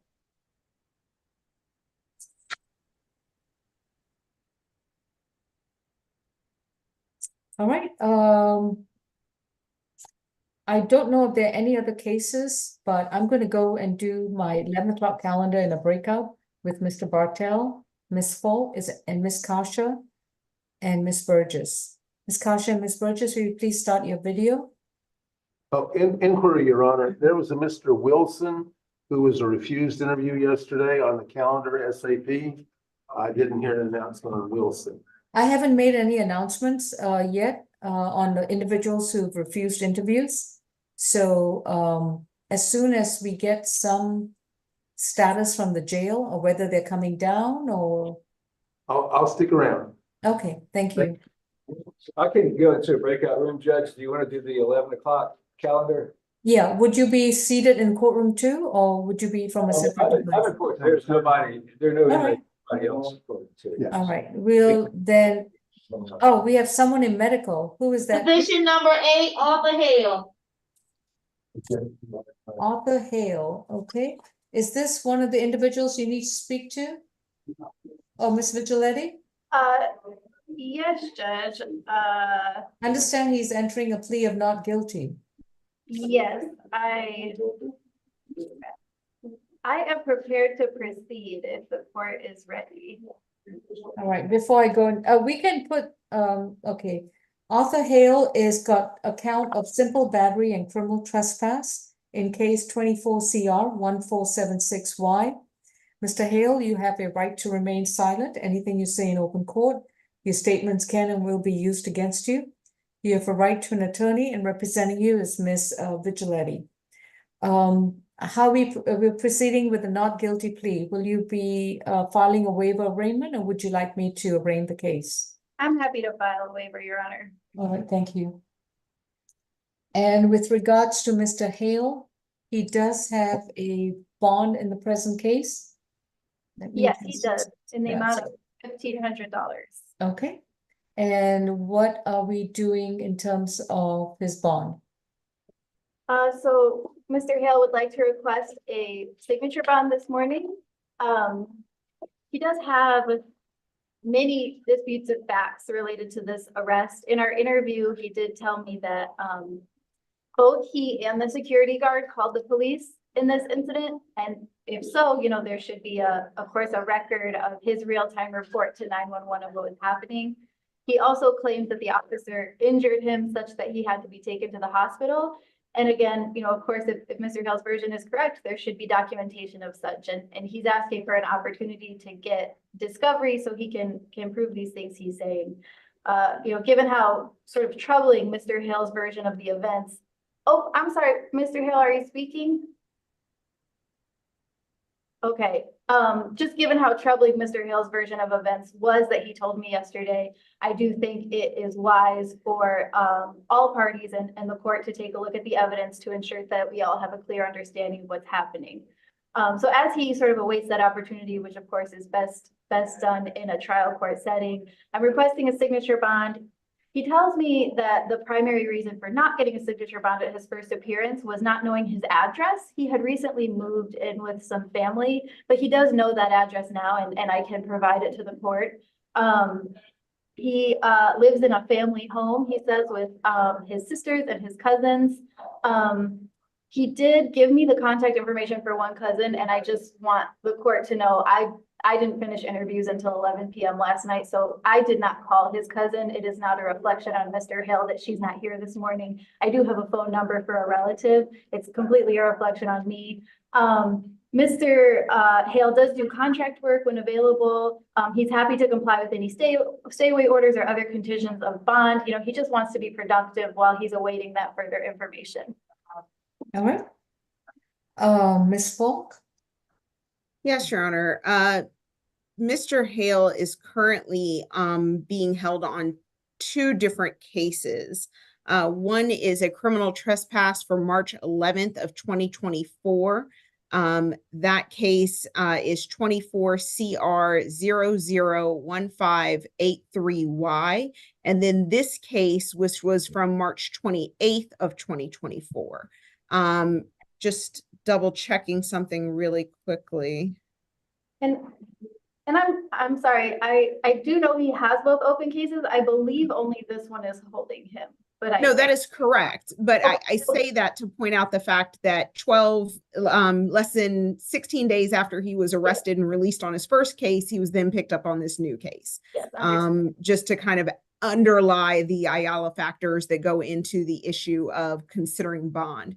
I believe that may be the reason, and I'm merely speculating with the court, why Your Honor issued a $1,500 surety bond on him. That was signed by Your Honor on the on this case, his most recent case, as well as the fact that this defendant is a multi-state offender. He has 8 cycles out of Louisiana, including most recently November 11th, 2023 for entering and remaining out of Louisiana. He also additionally has cycles, 3 cycles out of New York up to and including a 2017 conviction for controlled substances, and then has 1 cycle, well, 2 cycles now here out of Atlanta. So I think the combination of this defendant being a multi-state offender, which would increase his risk of not appearing for court, as well as the fact that he has just recently been released on an offense and come back within 16 days of his last offense, which would show that he's a risk of reoffense, would have likely been the reason for that $1,500 surety bond. And no information that has been provided today would justify reducing that bond. Thank you, Your Honor. Ms. Vigiletti, anything else? No, Judge, I'll just repeat that, you know, if Mr. Hale's version of events is true, then he should not have been arrested. And you know, I understand getting arrested 16 days after being in jail is not a good look, but you know, a big part of the reason we're requesting a signature bond is to give us time to get more information about the case because of the troubling version of events that he does share. The bond request is denied. Mr. Hale's bond is reasonable given his current criminal record history, the allegations set forth in the warrant, and his high likelihood to reoffend, given the time frame in which he was booked in at the jail, immediately released on a signature bond and came back just in about 2 weeks later. He doesn't qualify for a signature bond. All right, can we unmute medical, please? Mr. Hale, yes, your case. All right. Mr. Hale, you've been advised of your right to remain silent. If you I like. object. I want to move. I object. I want to move. Those priors have nothing to do. Those were leading allegations. I want to move towards the plea. I want to plead for the fifth on this case right here. I want to plead for the fifth. I want to enter the plea for the Fifth Amendment on these two cases right here. And also I moved to vacate sentence. I moved to vacate sentence due to the fact of misarraignment. Not only misarraignment, arraignment was supposed to be in the first 48 hours within my being held in custody. I was told that I was a detainee and not an arrestee. I also moved. I hear you. I'm gonna come talk to you again, okay? All right. Because this court can't Yes. accept any of the things you're saying, okay? And also, I want to know how much the charge. I want to know how much the charge costs altogether, just so that I can pay the charge off altogether. I want to know what's the maximum amount for the charge.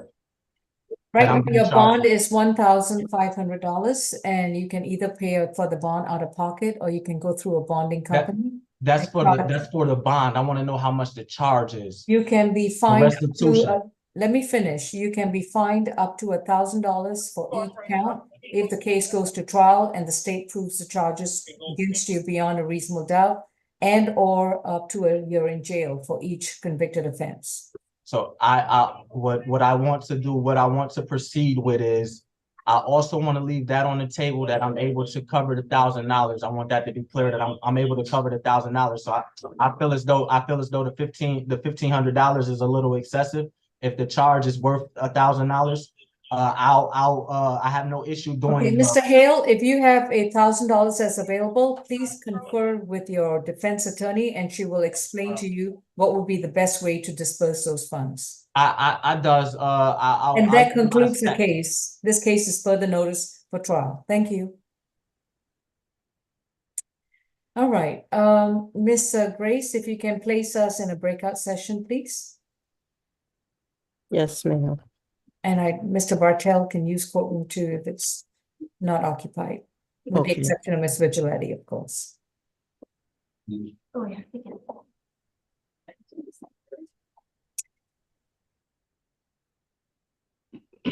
Hello, could I make a statement, please?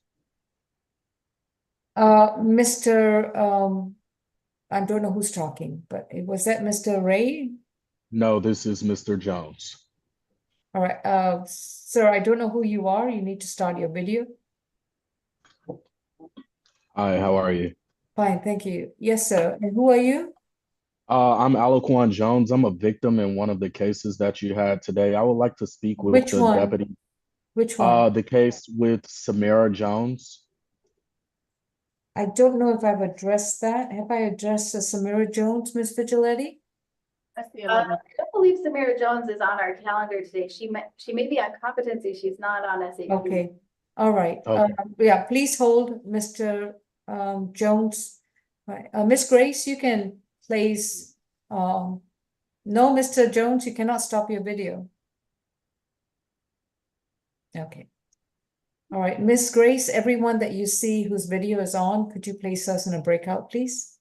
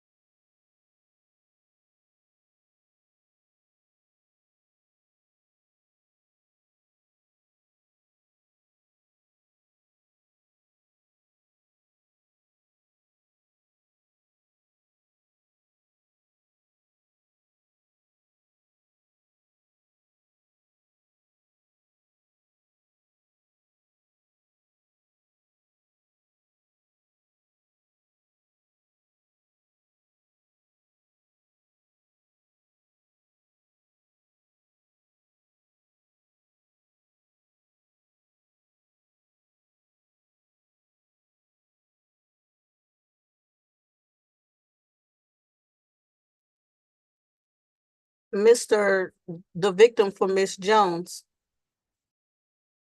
Can you turn your camera on? Yes, ma'am. Did you see the notification for you to join the breakout room that I just sent? Yes, I'm in. I'm in now. Isn't this it? No, it's not. I'm gonna send it to you again, because we were waiting for you to come in. Okay, I was kicked out. No, hold on.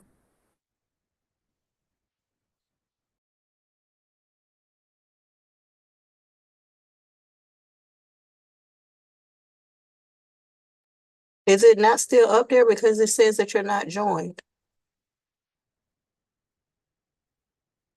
Can't hear you. Initially, I received something that said join breakout room 7. Yeah, And then right. when I joined, I was kicked out of the Zoom completely. Casey, do you want me to put him out and then try to bring him back in? I don't know if it's gonna do it. I tried to do that, but you can try. I'm about to go back in there. Okay, you go back in and I try to work on with him. Thank Okay, you. Mr. Jones, I'm gonna try to work it for you. Hold on. Is it anything telling you to leave the breakout by any chance? No, ma'am. Okay.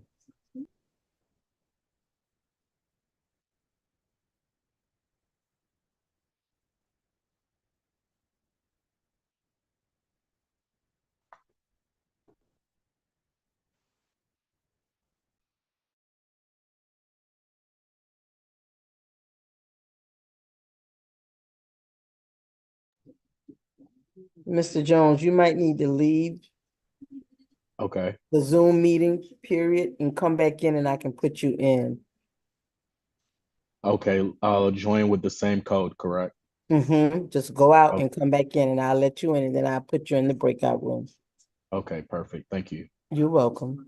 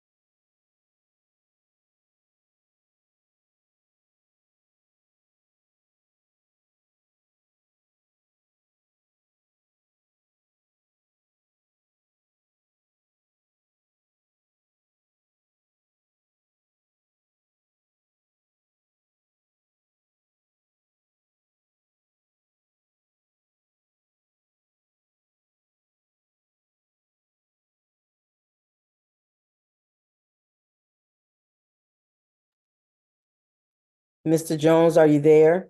Yes, ma'am, I'm here. Okay, start your video. Okay.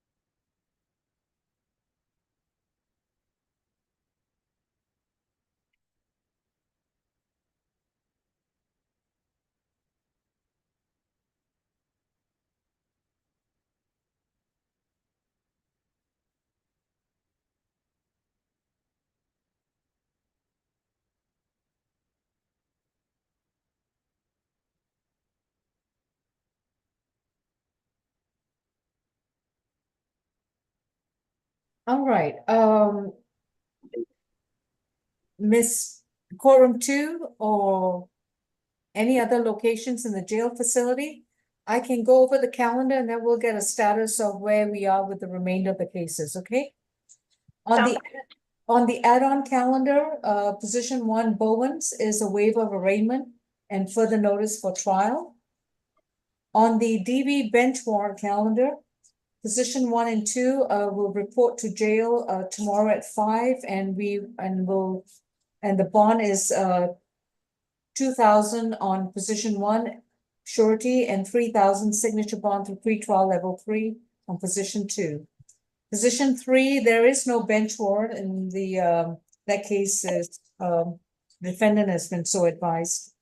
Position 4, Devin Ray will report to the Fulton County Jail tomorrow, and the bond is set at $2,000 surety. And I'll do the orders for those matters. On the SAP calendar, main one, position number 1 is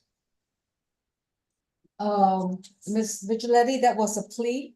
Yes, Judge. Okay. Position 2, Beavers, was a plea. Yes. Okay, I'm sorry, I'm just trying to keep up with my chicken scrawl on my notes. Okay. Oh, no problem. I can make an announcement on position 3. I was unable to interview Mr. Bradick yesterday. They said he wouldn't come to the interview, and then this morning when the deputies went to pick him up, he also refused again to allow the deputies to bring him to court. Please reset to April 18th. Pending on whether he wants, or if y'all manage to speak with him, see if he wants to consider a plea, which is basically he will be on probation if he took a plea today, or if he wants to have a trial. Sounds good. Position 4, Davis, Antoinelle Davis was a plea. Position 5, Patrick Davis is reset to April 18th. Right now it's 11 a.m., possibly 9 a.m. if Mr. Bartels, based on the evaluation or interview. Position 6, Duffy, is a waiver of arraignment and further notice for trial. Position 7, Clement Forts, is reset to April 18th, pending a transfer to the Superior Court. Position 8, Arthur Hales, a waiver of arraignment and further notice for trial. Position 9, Michael Hall, is a request for, all right, so are we resetting it to 11 a.m.? Yes, Judge, I guess I have a question about the procedure. This is the person I would typically ask to be put on the 11 a.m. calendar, but a social worker has not visited him yet. Do you prefer the social worker visit happens before we move them to the 11 a.m. calendar? Oh, definitely before, but I can still reset it to the 11 a.m. calendar. Okay, so I will ask the social worker to visit this week. Okay. Reset April 18th at 11 a.m. It's always good to have a social worker visit, just to get the green light to place them on the appropriate calendar. Okay. Position 10, Abraham Harris, refused the interview. So shall I reset it to April 18th? Yes, Judge. He also refused to join us today.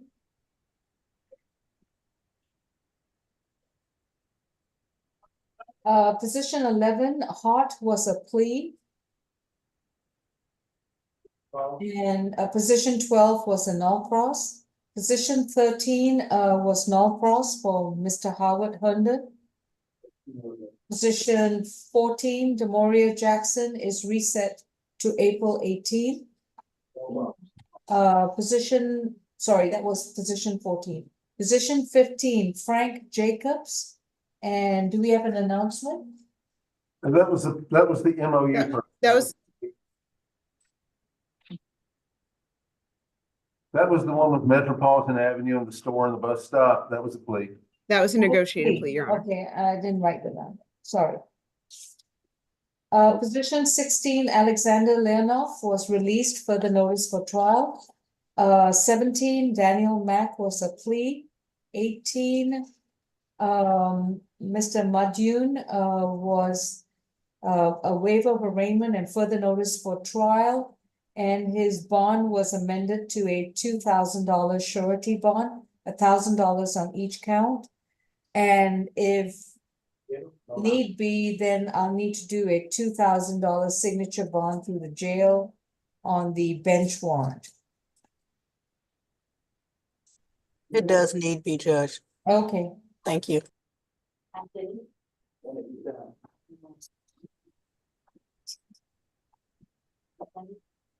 $18 and $19 also, okay. Position 20, Luis Marrero was a plea. 21 was Norcross. 22, Mr. Martinez is reset to April 18th. At 9 a.m. Was that correct, Mr. McLean? That was your client? Yes? That's correct. I've got to come out here with an employee of our office who speaks Spanish to really have a discussion. Okay. 23 and 24, Nixon were pleas. 25, Tomas Reed was a waiver of arraignment and further notice for trial. Bond remains the same. 26, Marvin Roberts III. That we didn't even bring to court. He was I'm going to do a not guilty waiver on him. All right. Position 26 is going to be a waiver of arraignment and further notice for trial. 27 and 28 were pleas. 29 is reset to April 18th along with position number 5. Position 30, Wilson, and 31, Wilson. How are we proceeding? Refused to come out of the cell, much less get up to the 700. We'll reset it to April 18th. And then 32 is reset to April 16th. I'm sorry, the yard guys here. All right. Any other questions? I don't think so. All right. All right, everyone, we will resume at 2 o'clock for the C calendar. Thank you so much. Thank you. Thank you, Your Honor. Thank you. It was completely wild.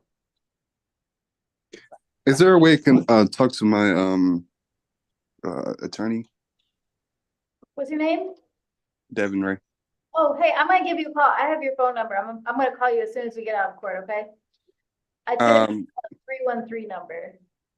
Excuse me? I have your phone number and I'm gonna call you from my cell phone. So I'm gonna call you from a 313 number, okay?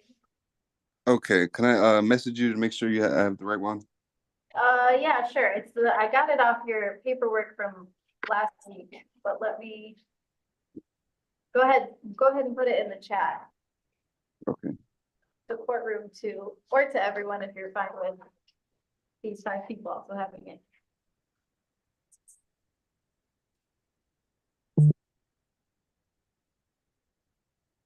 I am going to go park at 100 Peach Street and walk. All right. Thank you. All right, thanks. I'll talk to you in just a minute.